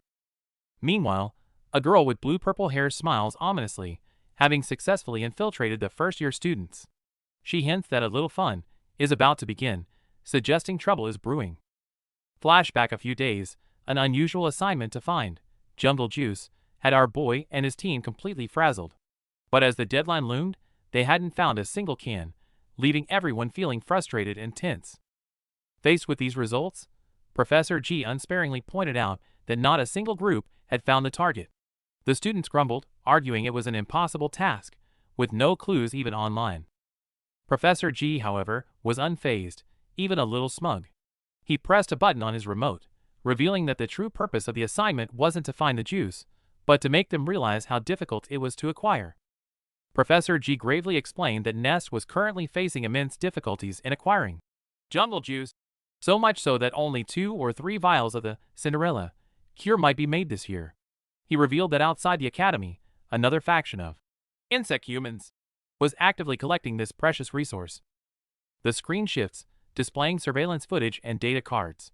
It shows this unknown faction using jungle juice spray to randomly attack bystanders, transforming them into insect humans. They're even illegally breeding dangerous alien species, creating various insect-human specimens. Hearing this, the students looked grim, many clenching their fists. Professor G emphasized that many of those present were unwillingly transformed into what they are today, all thanks to this very faction. In the past, this faction rarely confronted Nest directly and operated covertly. But recently, their actions have grown increasingly bold, even shamelessly setting traps to threaten the academy. Clearly, things have changed completely, and a larger crisis is brewing. Professor G lays it down straight. This semester is no longer a drill. It's all about real combat. He warns the class that if they aren't ready to risk their lives, they should pack up and leave right now. Real combat comes with a high price, and the recent casualties in Group A are a grim reminder. These students know all too well that one mistake against a specimen can be fatal. The tension in the classroom is thick enough to cut with a knife. Despite the fear, no one is moving. They've come too far to back down, and their eyes are filled with a grim resolve. Suddenly, a student breaks the silence with a practical question. If the risk is this high, will it boost their grades? The professor confirms that surviving these missions will have a huge impact on their final ranking. The moment he hears high risk equals high reward, his entire vibe changes. For someone aiming to be the valedictorian, putting his life on the line is the fastest way to rise to the top. Instead of suffering under the sick laws of this jungle, they're choosing to fight back and tear those rules down. A fierce will to survive and conquer is starting to spread among the students. Fueled by a competitive fire, no one wants to let the transfer kid outshine them. They'd rather unleash their instincts in battle than spend the rest of their lives hiding in the shadows. The atmosphere in the classroom is heavy. Professor G sternly warns the freshmen that while he used to only worry about injuries, now their lives are on the line. The weight of his words leaves the room in chilling silence. But then, the mood shifts. Professor G praises their teamwork and announces a student orientation before next week's special sessions. Our boy is left stunned by the sudden pivot from life or death talk to a social party. Calling it an orientation is an understatement. These insect humans party like they're at war. Amidst the chaos, our boy feels a surge of emotion, finding this bit of normal college life strangely surreal after all he's been through. Just then, a drunk Doa completely loses her cool. Usually stoic, she becomes wildly energetic after a few drinks, even picking fights with her classmates. Her explosive outbursts leave everyone around her in a state of pure shock. As Doa acts out, Haizong explains to our boy that this is actually her peculiar way of showing affection. Having lacked social contact growing up, she simply doesn't know how to interact normally and resorts to this violent enthusiasm. While everyone else is busy avoiding the violent drunk, a mysterious guy steps forward and invites Doa for a drink. Our boy and his friends watch in disbelief, wondering who this guy is and why he's brave enough to approach her. Surprisingly, Doa doesn't attack. Instead, she gets incredibly excited and clings to the man like a totally different person. As she happily drags him away, our boy is left utterly confused by this unexpected turn of events. While everyone is having a good time at the orientation party, our boy's insect instincts suddenly scream danger, sending a chill straight down his spine. Outside in the dark, a mysterious hooded creep who sneaked into the academy spots a defenseless Doa. Seeing his prey, he leans in with nasty intentions. Just before the creep can lay a finger on her, his wrist is caught in a vice grip. Our boy arrives just in time, absolutely furious at the scene before him. Meanwhile at the villain's base, a minion asks the breeder if their target is the Dragonfly. The breeder just laughs, his eyes glowing with a sinister green fire. The breeder reveals he isn't after our boy yet. His real target is a specimen he has been raising for a long time, which happens to be Doa. Back to the confrontation, the creep tries to play it off as a joke, teasing if our boy is her boyfriend. But Suchin isn't having it, firmly grabbing his collar and shutting down his criminal nonsense. Facing the intruder head-on, our boy lunges forward and grabs him by the collar, warning the guy to stop getting in his way and get lost. But things take a sharp turn as black, feather-like objects fill the air. Before our boy can react, his hand is sliced open by these razor-sharp barbs. It turns out the opponent possesses the power of the Goliath bird-eater tarantula. The feathers are actually stinging hairs used as a deadly defense mechanism. With Doa bound and about to be taken away, our boy struggles against the pain. Despite his injuries, he refuses to back down while his friend is in danger. Mocking our boy for being out of his league, the hooded attacker dashes forward again with beast-like speed, forcing Suchin into a desperate defense. In the heat of battle, our boy's insect instincts fully kick in. With his green eyes turning into sharp slits, he feels his full power surging back into his veins. Although our boy regains his footing and counterattacks, the villain remains unfazed. Behind that arrogant smirk lies the true horror of the spider's biological arsenal. The stinging hairs swarm through the air like guided missiles. No matter how fast our boy flies, he can't escape the relentless barrage of sharp barbs. Battered and bruised, our boy is slammed into the ground. Facing such overwhelming odds, he realizes that saving Doa alone might be an impossible task. Under the deep night sky, the hooded mysterious figure wears a contemptuous smirk. His vertical purple pupils gleam with malice, hinting at a sinister plan in motion. Meanwhile, in the brightly lit restaurant, the atmosphere is heavy. Huijin stares at her drink, wondering how to get a moment alone with our boy, only to realize he's been gone for a while. Before Huijin can process her thoughts, a frantic Haizang rushes over. The group realizes with horror that not only is Suchin missing, but Doa hasn't been seen for over an hour. The scene shifts to the forest, where our boy is being ambushed. Faced with the mysterious man's explosive power, Suchin is sent spiraling into the air, struggling to regain his footing. Our boy tries to gain an altitude advantage, but his hand is sliced by the enemy's stinging hairs. The unfamiliar attack leaves his whole body stinging as he crashes toward the ground. Pushing through the pain, our boy is horrified to see Doa bound to a tree with thick white threads. Seeing his unconscious teammate, he realizes there is no turning back now. The villain mocks him for interfering, threatening the peaceful life he's built. But for our boy, his friends are the red line. He won't let anyone ruin what he fights to protect. In this moment, our boy's eyes turn cold. With a flash of greenish lightning, he spreads his wings and dives, now viewing his opponent as nothing more than prey to be hunted. Professor G's face is grim as he ponders the delicate balance between human reason and insect instincts. He firmly declares that to protect this balance, someone must be hunted down. Just then, a mysterious hooded figure appears with a mocking smile, proclaiming that only by breaking the balance of reason and fully unleashing one's animal instincts can true power be achieved. The tension is thick as Junhyang struggles in pain, clutching his collar, while Doa stands guard.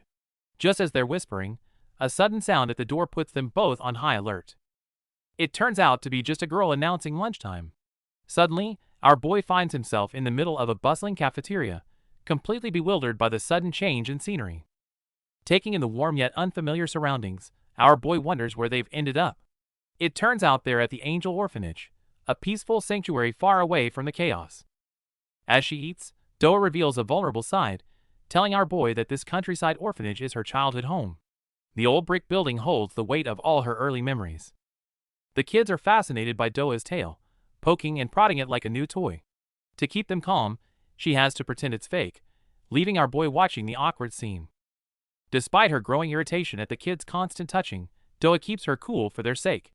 Eventually, she hits her limit and makes a hasty retreat, leaving a shattered window behind. A kind elderly caretaker approaches our boy, offering a tray of food and telling him to feel at home. His gentle demeanor helps our boy finally start to relax in this strange place. The caretaker explains that Junhyang was the one who brought them here last night. It turns out he and Doa grew up together as childhood friends, a fact that leaves our boy stunned. Junhyang has already left, leaving our boy confused about his true intentions. Meanwhile, the caretaker asks if Doa is being bullied at school, which earns a silent, awkward smile from our boy. Our boy is deep in thought, face flushed, seemingly recalling something. He's worried about Doa, remembering how fragile she was as a child. The scene shifts to Doa herself. She sits on the bed, arms crossed, leaning forward with a wary expression, clearly uneasy. The dialogue mentions everyone's shock when she appeared with a strange tale, a lingering shadow in her mind. The flashback continues. Young Doa is leaving school, happily waving goodbye to a friend. But just as she steps out of the school gates, a familiar and terrifying figure slowly approaches her. It's none other than her father, wearing an electronic ankle monitor. He menacingly forces Doa to go home and tell them he's back, his tone full of threats. Doa trembles in fear, trying to refuse, but her father's escalating threats overwhelm her. As he raises his hand to strike, she can only recoil in despair, unable to resist. The flashback abruptly ends. Adult Doa bites her lip, curled up on the ground, her tail hanging limply behind her. This place has brought back too many painful memories, tormenting her. Meanwhile, our boy is chatting with a gray-haired man, who kindly asks if he should head back and offers to bring his clothes. Just then, a little girl excitedly runs over, inviting our boy to draw with her. It turns out the little girl, Yerim, finds our boy quite handsome and wants to play with him. Though a bit confused, he decides to humor her for a while. Yerim innocently wishes for such beautiful wings, thinking they'd be cool. Our boy, however, looks pensive. To him, having insect wings only brings disgust and rejection. But then Yerim changes her tune, saying she loves dragonflies because they eat over 200 mosquitoes a day, making them superheroes. Our boy is moved by this. Perhaps his own dragonfly powers aren't so bad after all. Our boy Junhyang receives a sketchbook from a young girl as a parting gift. Feeling a rare sense of peace, he prepares to head back to campus with Doa. Meanwhile, in a chilling basement, villains prepare a captive for departure. They cold-bloodedly administer anesthetics, treating the girl like mere inventory. Photos of cruel experiments line the walls as a giant millipede rides in a metal grip.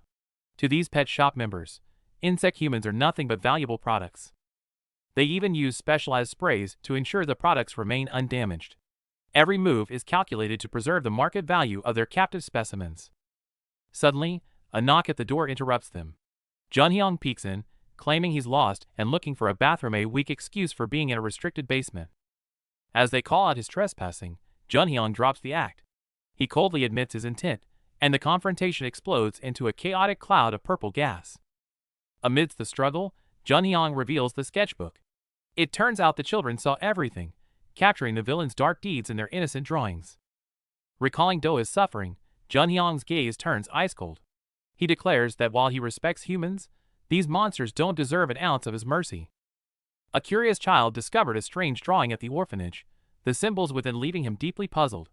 Searching for the lady and little girl from the drawing, he knocked on a wall marked with a warning sign, uncovering a secret room. As he tried to enter, another crying child attempted to stop him. Driven by curiosity, he pushed the door open, revealing a deep, bottomless basement.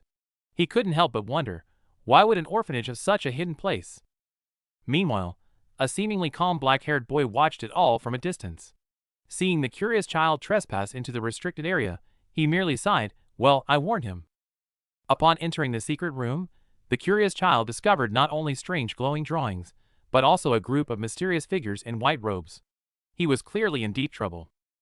Caught in a sudden ambush, Junhyang Lee is struggling to keep up. The enemy's coordinated strikes are relentless, and a powerful blow sends him reeling backward as the situation turns dire. In this life-or-death moment, he desperately looks for an opening. But the enemy's blades follow his every move, refusing to give him even a second to catch his breath. The villain wears a twisted smirk, admitting he once considered recruiting Junhyang.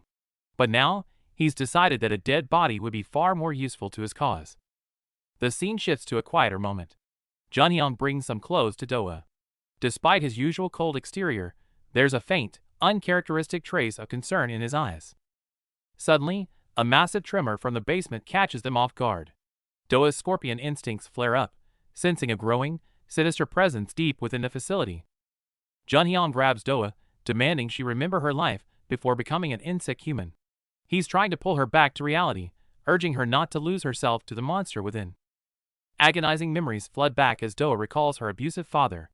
In her past, he was a demon who crushed her spirit, leaving her trembling and utterly helpless in the face of his cruelty. Junhyung recalls wanting to kill that man for her sake. However, he realized that unless Doa found her own strength, removing one scumbag wouldn't fix the root of her deep-seated trauma. Watching the falling feathers, Junhyung sinks into deep thought. He realizes that saving someone isn't just about violence, it's about mending a heart that was broken long ago. Looking at the modified girl on the table, Doa recalls her own painful past. The hooded man seizes the chance, claiming that this mutation is their only salvation. Fueled by the villain's words, her darkest memories resurface. Back then, awakening her terrifying insect power was the only way she could stop her abusive father and end the nightmare. Pointing to the helpless orphans, he holds up the mysterious spray, shamelessly declaring that this forced mutation is their only way out. Painting a picture of a utopia for insect humans, he grabs her arm, urging her to abandon humanity and join his cause in the name of friendship. Playing along with his twisted manipulation, Doa quietly agrees, only to suddenly deliver a brutal kick that sends the clueless villain flying across the room. Stomping the ground with immense power, her dominant stance says it all. She is entirely done with these sick mind games, and now it's payback time. Meanwhile, fed up with the villain's stubbornness, Doa scoffs and delivers a fierce flying kick, determined to beat some sense into him once and for all. Back at the main battlefield, the professors face a massive mosquito swarm. Refusing to waste time, our boy spreads his wings and dives straight toward the enemy's core. However, a smirking villain blocks the way, taunting that the little girl has already been moved elsewhere. He tries to crush our guy's hope with pure despair. Little does the villain know, those words only trigger a memory. The girl once innocently said that a dragonfly, which eats hundreds of mosquitoes daily, is basically a superhero. Entrusted with such pure faith, there's no way our boy is backing down. Facing these mosquito monsters, his apex predator instincts awaken, unleashing the ultimate natural fear. With a sonic boom, our guy crashes onto a black container like a meteor. The immense impact instantly blows away all the surrounding guards. Just as he tries to break open the box, a purple mutant ambushes him. The enemy's blinding speed and relentless strikes leave our boy instantly wounded. Despite the deadly pursuit, our boy doesn't panic. He takes the heavy hit head-on, while his dragonfly wings erupt with dazzling energy. The real counterattack is just beginning. To reach the scene in time, our boy pushes his flight speed to the max.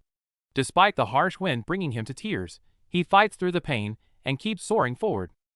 On the other battlefield, Doa faces off against her former ally.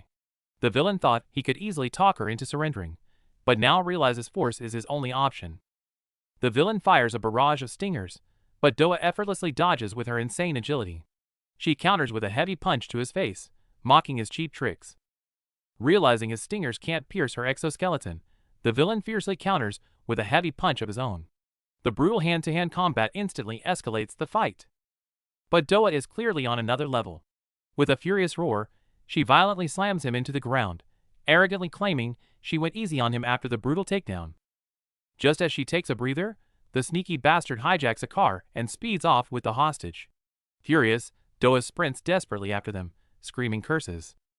Smugly speeding away, the villain assumes no one on foot can catch a car. But suddenly, our boy shoots past like a meteor and locks onto the vehicle. The real show is just beginning. With a deafening crash, the speeding car is violently intercepted and flipped. Seeing the wreckage, Doa is completely enraged, unleashing an overwhelming aura. Trapped inside the wrecked car, our boy is injured but lucky to be alive. Meanwhile, Junhyun looks down mockingly, marveling at her terrifying destructive power. Ignoring his taunts, Doa tanks a heavy kick and immediately counters with a brutal punch straight to Junhyung's face, aiming to end this fight right now. Giving him no room to breathe, she leaps into the air and delivers a devastating axe kick, slamming Junhyung into the ground with terrifying force. Sliding to a halt, Junhyung calmly rips the tape off his mouth. With a terrifying facial mutation, he reveals razor-sharp fangs, preparing to unleash his true trump card. He finally reveals his terrifying hybrid powers of a tarantula and a black mamba. A massive shadowy snake materializes, lunging ruthlessly at Doa with its jaws wide open. Caught off guard, Doa is brutally bitten by the venomous fangs. As the deadly toxin spreads and blurs her vision, the villain smirks, coldly watching his prey struggle. With a massive crash, our boy violently rips open the wrecked car's roof. Doa awakens from her anesthesia just in time to see him fiercely fighting off the enemies to save her. Facing a high-speed attack from a familiar foe, our boy doesn't back down. Spreading his glowing wings, he charges forward and instantly blasts the enemies away with a fierce strike. Seeing his comrades wiped out, the remaining villain isn't panicked at all. Instead, he arrogantly taunts our boy, certain that his lethal venom will keep him completely out of reach. The villain's relentless venom attacks leave our boy battered and bleeding. But instead of falling, his eyes glow with a fierce green light as he clenches his fists, ready to flip the script. Seeing his target's resolve, the villain takes to the sky. He dive bombs from above, unleashing a massive barrage of venomous stingers to completely crush our guy on the ground. Even a slight graze from the stingers causes agonizing, burning pain. The villain takes full advantage, raining down attacks while mocking our boy's complete lack of venom tolerance. But before the villain can finish his taunts, our boy powers straight through the venomous rain. With zero hesitation, he delivers a brutal headbutt, sending them both crashing down like a meteor. Facing a hail of venomous stingers, our boy doesn't back down. Relying on his incredible dynamic vision, he spots a split-second opening in the chaos and dives right in. His new goggles perfectly block the wind and dust. With nothing holding him back, he goes full throttle and lands a devastating flying kick right on the villain's face, turning the tide. Just as he's about to finish the fight, Lee Junhyang refuses to go down. He unleashes his terrifying Black Mamba instincts, launching a vicious counterattack at lightning speed. Our boy barely dodges the deadly fangs. Meanwhile, an unhinged Junhyang roars at him to stay out of his way, claiming no one else understands the true pain of being weak. A tragic flashback hits. Young Junhyang watches helplessly from behind a door as his sick mother is cornered by loan sharks. Her desperate pleas only earn her a brutal slap and vicious insults. Even though the brave kid rushes in to protect his mom, his tiny fists are completely useless against the absolute violence of the thugs. In the end, his mother passes away. Standing over her, Junhyang's mind is completely broken. If only he had power sooner. In this cruel world, a life without power is nothing but a tragedy. Desperate to save Doa, the deranged Junhyang unleashes his tarantula's defense mechanism. Countless stingers morph into a massive, multi-headed snake aura, crashing down toward them like a nightmare. Facing the overwhelming barrage, our boy knows he can't dodge it all. Without hesitation, he wraps his body around the unconscious Doa, acting as a human shield. Watching this, Junhyang coldly mocks our guy's reckless hero mentality. He sneers that Doa is already immune to his poison, and this self-righteous protection is only putting her in more danger. But our boy ignores the taunts, gently laying Doa down on a safe spot. He firmly snaps back that she is already strong enough and doesn't need his twisted, overprotective complex. Clearly struck a nerve, the enraged Junhyang lunges down with his massive Black Mamba aura. He arrogantly declares that in the face of his absolute speed, our guy has zero chance of winning. But the very next second, the villain is left utterly dumbfounded. Our boy's compound eyes gleam as he transforms into a green flash, effortlessly dodging the fatal ambush. It isn't prediction, it's pure speed domination. Facing a tough enemy, our boy fully unleashes his dragonfly hunting instincts. He dive bombs at lightning speed, completely cutting off every escape route for his prey. The villain can't even process this insane speed. Mocking the enemy for being the true weakling, our guy slams him ruthlessly into the ground with overwhelming force. With a massive crash, the battle finally ends. Landing with heavy pants, our boy quickly checks on everyone's safety, while the battered victim breathes a sigh of relief. Just then, the girl gasps and points at his back. Our boy's heart sinks. Haunted by past trauma, he assumes his exposed wings will make them see him as a monster again. But to his surprise, the girl isn't scared at all. Instead, she looks at him with pure concern, heartbroken by the torn clothes and wounds he got from saving them. The rescued victim also sheds tears, sincerely thanking their Mr. Dragonfly. Hearing this long-lost gratitude, our guy finally lets his guard down and smiles in pure relief. But the cool moment doesn't last long. The battle wound suddenly stings so bad he has to grab his eye. When the panicked girl asks if he's okay, our boy plays tough, swearing it doesn't hurt at all. After ensuring Mihui is safe, our boy turns to check on the unconscious Doa, only to find she has vanished into thin air. Just as confusion sets in, a sudden attack comes from behind. Our boy quickly shields Mihui, but the attacker instantly disappears like a ghost. Turns out, the attacker is the breeder's transporter. He snatches Doa, revealing that the breeder expected Junhyang to fail, and sent him to drag her back for a cruel feed training. Hearing this, the heavily injured Junhyang desperately struggles to save Doa, but the transporter mercilessly pins him down, mocking him as a worthless dog abandoned by the organization. After a few cold insults, the transporter drops a flashbang and vanishes with Doa in the blinding light. Unable to give chase, the defeated Junhyang is full of frustration. He turns to our boy, desperate to know if he has any idea where they went. Putting past grudges aside, our guy answers with a determined look, promising that he knows exactly how to track them down. Meanwhile, in an unknown base, Doa finally wakes up. Standing right behind her is the chilling transporter, ready to make his next move. Trapped in the pet shop's secret greenhouse, Doa refuses to break. When asked to switch sides, she gives them a furious, unfiltered rejection. But the twisted executive, Breeder, isn't mad at all. He actually loves her rebellious spirit, snapping his fingers as a henchman serves up a sizzling, mouth-watering steak. Slicing the meat, Breeder casually suggests they chat over lunch. He claims the food isn't drugged, insisting that all living creatures are ultimately driven by raw appetite. Petting his dog, he hints that a little treat can turn the fiercest beast into a loyal hound. Yet Doa clenches her jaw, refusing to take a single bite. Seeing her stubbornness, Breeder's smile turns sinister. He taunts her by revealing that they went through a lot of trouble to prepare the special ingredients for this very meal. Realizing what the meat might be, Doa is horrified.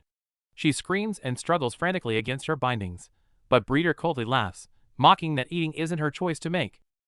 Suddenly, a wave of intense dizziness hits Doa, leaving her completely paralyzed. Just then, the traitor Gaeon steps out of the shadows, catching the weakened girl from behind.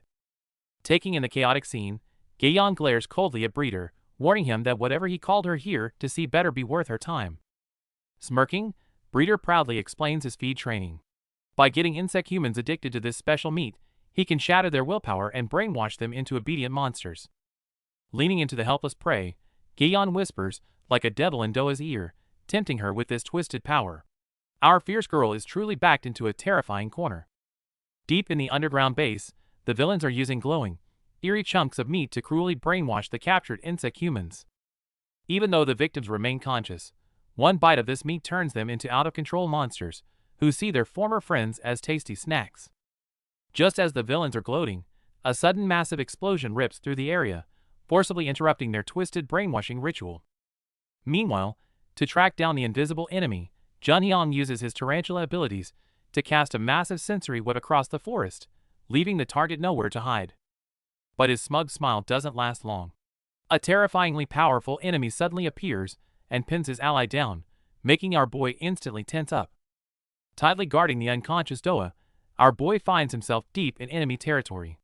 The villainous boss isn't panicked at all, but rather eyes this unexpected guest with amusement.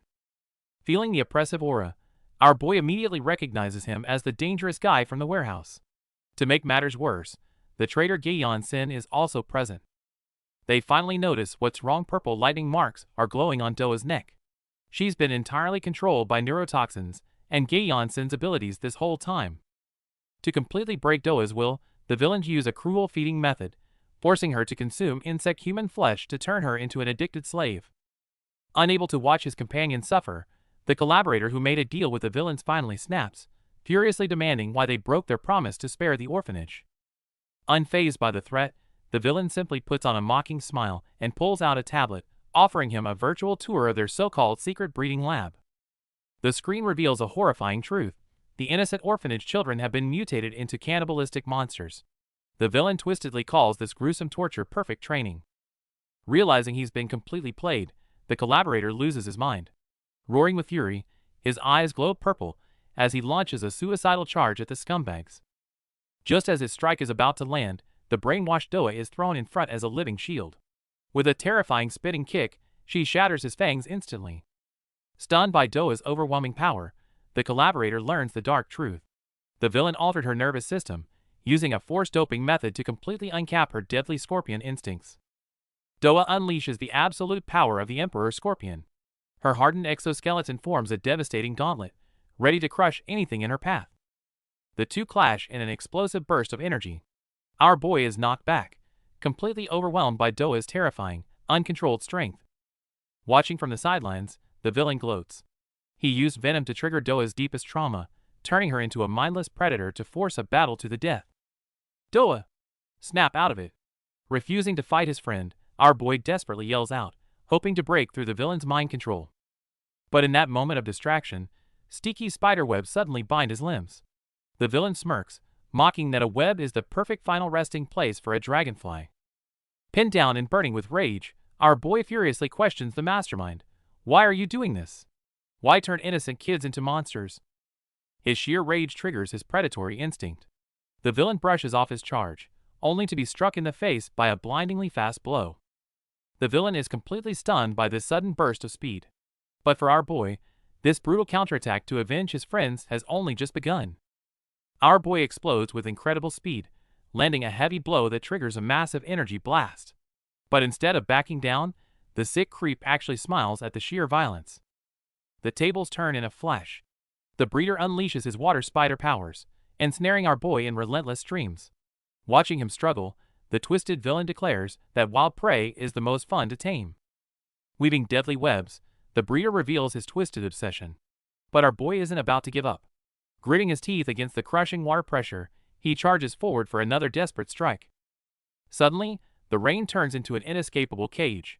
The breeder activates the ultimate defense mechanism. Invisible threads tighten in midair, leaving our boy trapped and struggling against the intense pull. Things get even worse as the breeder encases our boy's head in a water bubble, cutting off his oxygen. Watching his prey suffocate, the villain smugly shows off his absolute control over the water. The scene shifts back to a stunned Manhwa. Just moments ago, our boy stepped up during the deadly ambush, protecting her and gently draping his jacket over her shoulders before rushing off to fight. Staring at the wrecked van and feeling the warmth of the jacket, she finally realizes just how much danger the seemingly ordinary boy faced to save her life. Meanwhile, in another brutal battlefield, heavy punches collide with the sickening crunch of bones. Instead of feeling pain, the purple-haired villainess revels in the violent symphony, her smile growing utterly unhinged. With a terrifying dash, she unleashes a flurry of high-speed attacks. The black-haired guy is knocked to his knees, his body battered as if he's just been run over by a massive truck. But there's no time to breathe in this cruel fight. Just as he tries to get up, a white-haired figure descends from above, delivering a devastating dive kick straight to his face. On the battlefield, Junhyang is trapped in a relentless 1v3 nightmare. Facing overwhelming strikes from all sides, he can barely hold his ground. The attacker shows zero mercy. A devastating aerial blast followed by a frenzy of claw slashes aimed straight for his life, ready to tear him apart. A desperate cry for Junhyang pierces the chaos, but the enemy's lethal blow is already inches away. He's hanging by a thread against this brutal onslaught. The villains are so confident they actually start chatting, praising their test subjects' artificially enhanced combat power as if it's just a fun hunting game. Then, the sadistic breeder steps in with a twisted smile. Looking down at the battered and kneeling Junhyang, he mocks him for enduring so much pain just to save someone. The breeder keeps pushing his twisted ideology. Why cling to humanity? Let her become a feeding monster, and she'll thrive in our new, perfect world. Assuming Junhyang is completely broken, the villains coldly give the command to eat up, preparing to end this whole ordeal right here and now. Watching his companion about to turn into a monster, Junhyang mutters in agony that he only wanted her to be happy. The breeder mockingly agrees that this is exactly what happiness looks like. Hearing this absolute garbage triggers something deep inside Junhyang. He unleashes a massive burst of energy, roaring back that turning her into a mindless beast is the complete opposite of happiness. He knows the horrific price of mutation better than anyone. Tearing through his limits, he cries out the bitter truth. Once you become a monster, there's no one left by your side anymore. Rumors about his mother's death made Junhyang an outcast at the orphanage. Those malicious whispers dragged his childhood into absolute darkness. Until a girl, also covered in bandages, reached out to him with a bright smile. She became the only light in his gloomy life. But the warmth of memory fades fast against a cruel reality. Beaten and bloody, Junhyang collapses on the ground, completely at the villain's mercy. Watching his ally about to be force-fed mutant flesh, Junhyang pushes past his limits, firing off one last desperate stinger. Seeing the stinger miss its mark, the villain laughs, thinking he's too weak to even aim straight anymore. But he wasn't aiming for the meat at all. His brilliant feint distracts the enemy, creating the perfect opening for our boy's surprise attack. Carrying Junhyang's unspoken trust, our boy fully unleashes his instincts. Spreading his massive wings, he dives from the sky like an absolute menace. The villain bares her fangs, instantly locking onto our guy with a deadly barrage. To save his friend, he'll have to break through this web of death first. Facing the overwhelmingly powerful breeder, our boy recalls Lee Junhyung's warning. His half-baked attacks won't even scratch a monster of this level. To save Doa, Junhyung gave him a crucial tip. Instead of throwing weak punches, he needs to reach maximum speed and charge with his entire body. In short, he has to turn his own body into a lethal sniper bullet aimed right at the enemy. Back in reality, our boy crouches and gathers power. With his reinforced wings and a perfect start, he breaks the sound barrier and explodes into a terrifying speed. At that moment, the arrogant breeder finally panics, feeling exactly like prey caught in a hunter's crosshairs. With a blinding flash, our boy slams into his target. Though it looks incredibly badass, this move is a double-edged sword. The extreme speed takes a massive toll on his body, meaning he can only fly straight without braking or turning. There's no turning back now. Our guy must bet absolutely everything on this one final, crushing impact. The mid-air clash pushes the villain to his limits.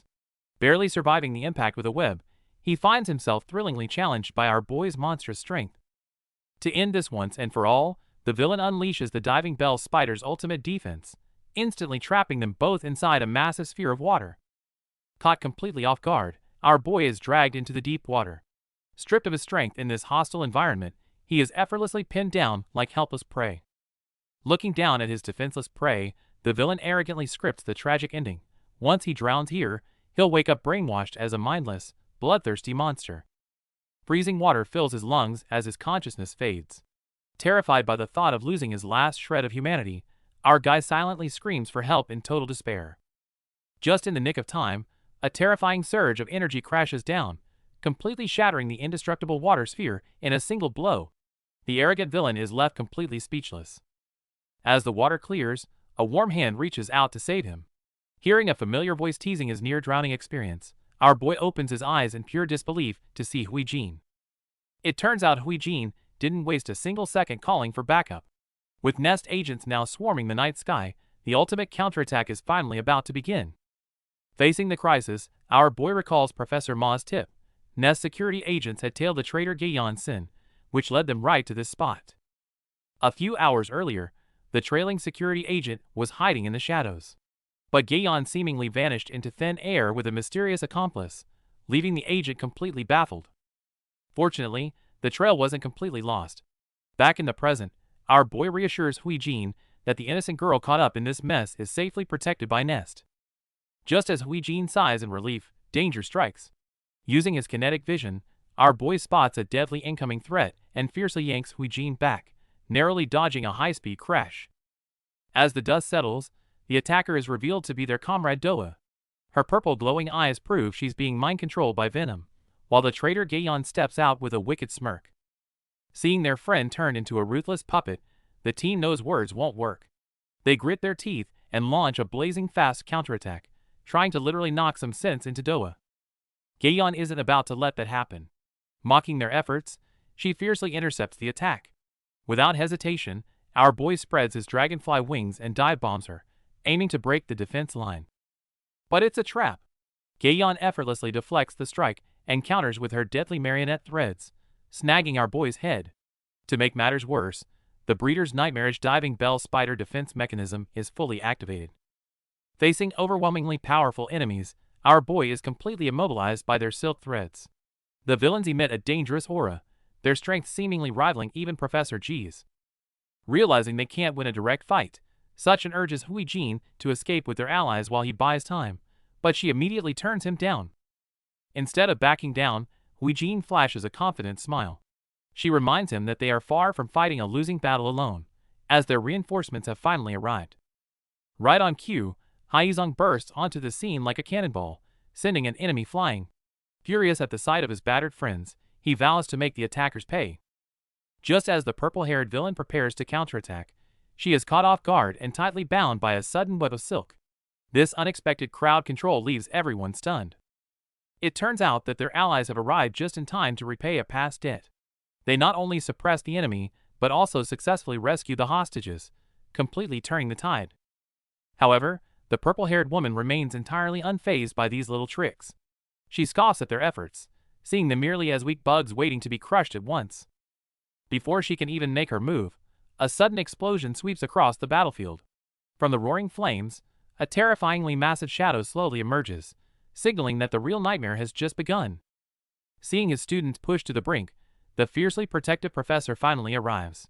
Radiating absolute murder, he coldly asks the villains, who wants to be turned to ash first. Unfazed by the enemies surrounding him, the professor stands firmly in front of the heavily injured kids. He makes it clear that he's completely sick of these freaks tormenting his students. Old grudges run deep. The professor threatens to burn Gaeon to a crisp, mocking the scar he gave her 5 years ago. Striking a nerve, she curses him out while holding her bleeding face. Furious, Gaeon spreads her wings and dives in for a deadly strike. But just as she's about to clash with the fiery professor, the blue-haired leader suddenly calls off the attack. Ignoring Gaeon's protests, the leader orders his men to drag her away by force. Seeing the enemy vanish in an instant, even the professor is caught slightly off guard by the sudden retreat. Playing the peacemaker, the blue-haired leader proposes a truce, offering to let them leave with the students. But before he can even finish his sentence, the hot-tempered professor lunges at him with a flaming punch. Confirming that this guy is the mastermind behind the tragedies, the professor goes all out. Driven by pure hatred, he unleashes a blazing assault, vowing to make the villain pay in blood for everything he's done. Facing such a formidable enemy, the professor goes all out, compressing the explosive energy to its absolute limit before unleashing a devastating blast to wipe the villain out. Blinding flames and terrifying heat sweep the battlefield. The relentless chain of explosions shows the students the professor's true, overwhelming power. However, just when everyone thinks the villain is cooked, the smoke clears to reveal the breeder completely unharmed behind a giant shell, casually mocking the professor's attack. Without missing a beat, the villain counterattacks. He summons a terrifying, massive insected beast that instantly knocks everyone back and snatches Doa in the chaos. Facing this nightmare-inducing giant centipede, despair sets in for the team. Sitting highly on the beast, the breeder arrogantly declares he'll spare their lives for today. After a few mocking parting words, the villain commands the beast to plunge into the earth, escaping through a massive tunnel and leaving the stunned team behind. Knowing innocent students are still trapped, our boy Suchin desperately tries to give chase, but collapses from utter exhaustion. The professor watches him fall, knowing it's a miracle the kid even lasted this long. After the fierce battle, even the strict Professor G has to admit our boy has serious potential. With everyone returning safely, the chaotic incident finally comes to an end. The recovery phase begins. Doa is already bouncing back and angrily demanding better food while the rescued kids are safely relocated to a new center. Though everyone is safe, Gaeon and the breeder have completely vanished, leaving a lingering threat. Meanwhile, Junhyang, the abandoned spy, reflects on his failed infiltration. Cut to the hospital room, where a heavily bandaged Junhyang is forced to share a space with the others. Seeing the former traitor, Haizong storms over, completely furious. Haizong aggressively grabs Junhyang, making our boy sweat drop in the background. Yet Junhyang stubbornly clings to his belief that weakness equals misery, which only pisses Haizong off more. Our boy stays completely calm despite Junhyang's extreme views. After surviving everything, he knows that true happiness and worth aren't solely defined by raw power. Junhyang is suddenly pulled into a painful memory. During his tragic childhood, he tried everything to protect his mother from an abusive thug, only to be cursed at and attacked. With a sickening crack, the abuser lands a brutal strike on his defenseless mother. This horrific moment is the exact tragedy that twisted Junhyang's view on power forever. Junhyang falls into a tragic childhood memory. He remembers his mother, covered in blood but still forcing a smile, promising him that they would always be happy. Waking up from his memories, Junhyang still can't let go of his mother's empty promise. Now fully healed, he is quickly escorted away by heavily armed guards for interrogation. Meanwhile, the others visit the injured in the hospital. Having just been discharged, our boy heads back to his dorm to focus on his studies, only to realize something is off the moment he opens the door. To his shock, Wee Jean has sneaked into his room through the window in the middle of the night. Before he can react, she turns around with a half smile and drops a bombshell question. "Did you sleep with Doa?" This unexpected and outrageous question completely fries our boy's brain. He stands frozen in place, breaking out in a cold sweat. Flashing back to the girl's dorm a bit earlier, Hui Jean is blow-drying her hair while chatting with a newly discharged Doa. Out of nowhere, Doa jokingly brings up the misunderstanding of waking up in the same bed with our boy after getting drunk at orientation. Hearing the shocking news, Wee-Jean drops her hairdryer in utter disbelief. Without a second thought, she storms out in a rage, heading straight for our boy's room to demand answers. Seeing Wee-Jean about to leave through the window, Doa initially asks her to pass a message to our boy. But remembering his heroic rescue, she blushes fiercely and decides to thank him herself later.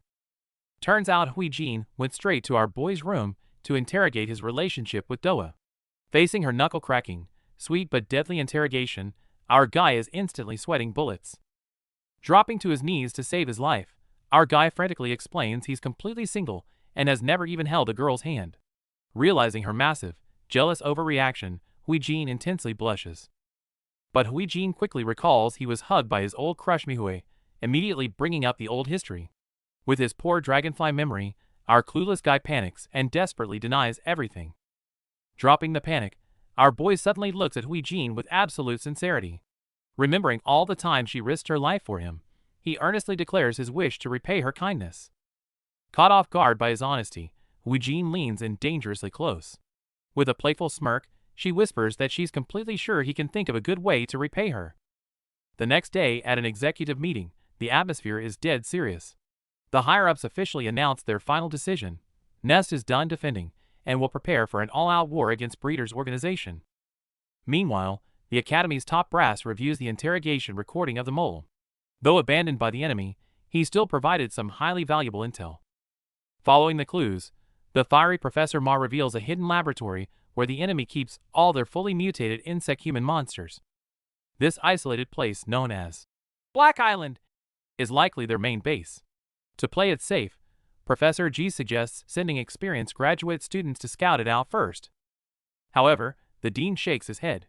The upperclassmen are busy, and higher-ups have recognized the freshmen's potential, ordering our boys' class to take on this reconnaissance task. Despite Professor G's concerns, the other mentors agree that overprotecting them won't help. Facing the looming conspiracy, they decide it's time for these rookies to brave the real storm. Meanwhile, our boy is grabbing a bite with his newly rescued companion. To show her gratitude, she treats him to a meal, but the insane spiciness leaves him sweating bullets. Looking at the bustling street, our boy can't help but marvel that, lethal crises aside, it feels just like a normal college town. But beneath the surface, a brand new trial awaits them. While enjoying a casual meal, our boy and Wee-Jean chat about Hyezong visiting his parents, and wonder how Doa is doing alone. Just as the mood sets in, two mischievous classmates pop out of nowhere, teasing them for supposedly being on a secret date. Jokes aside, the girls are actually heading to the newly opened lab to apply for gear. Hearing this, Wee-Jean excitedly drags our boy along. On the way, they explain to our confused boy that the lab engineers combat gear, and its opening means a major battle is approaching. Soon, the group arrives at the high-tech research center. Stepping inside, our boy is completely mesmerized by all the fancy equipment. When asked what he plans to apply for, our boy sheepishly admits he just tagged along, while the girls firmly state they need custom weapons. Recalling how our boy saved them in the woods, the girls feel grateful, but also deeply frustrated by their own helplessness. To survive the brutal trials ahead, they must get stronger. Their fierce determination resonates deeply with our boy's own inner fears. Realizing he also needs more power to face the unknown threats ahead, our boy steps up to the counter with a clear plan in mind. Friends thought our boy would be devastated after his recent defeat and failing to save the kids, even wondering how to cheer him up. Meanwhile, Professor G hits the nail on the head regarding the upcoming tournament. Rarity doesn't decide the winner in this survival game, the hunger to get stronger does. Our boy is clearly fully driven by that exact hunger. Preparing for the brutal fights ahead, he seriously asks for a custom pair of combat goggles. Over at the pet shop's safe house, a minion walks into a wild scene. The silver-haired executive has completely restrained the rampaging purple-haired woman with his threads. The purple-haired woman isn't one to back down. She forces her way out of the bindings, ignoring the bloody gash on her face, her eyes filled with pure murderous intent. She gets right in his face with a deadly warning. Faced with a literal death threat, the silver-haired executive sensibly laughs it off and withdraws his threads. Turning around to prepare some tea, the executive starts scheming. He is highly intrigued by this dangerous woman's secrets, especially regarding whatever happened to her at Nest 5 years ago. Haunted by the painful memory of Professor G calling her a monster, she sits down with a throbbing headache. Handing her tea, The executive smoothly drops an offer to help, letting the dark conspiracy slowly unfold. Meanwhile, the bound Gion is plotting against the academy with another villain. Seeing him spike her tea, she coldly mocks that a man's sudden hospitality always comes with ulterior motives. Back at the academy, Professor G shows the class a photo of Black Island, the enemy's headquarters. To rescue their captive peers, Ness will host a special group tournament to select an elite infiltration team.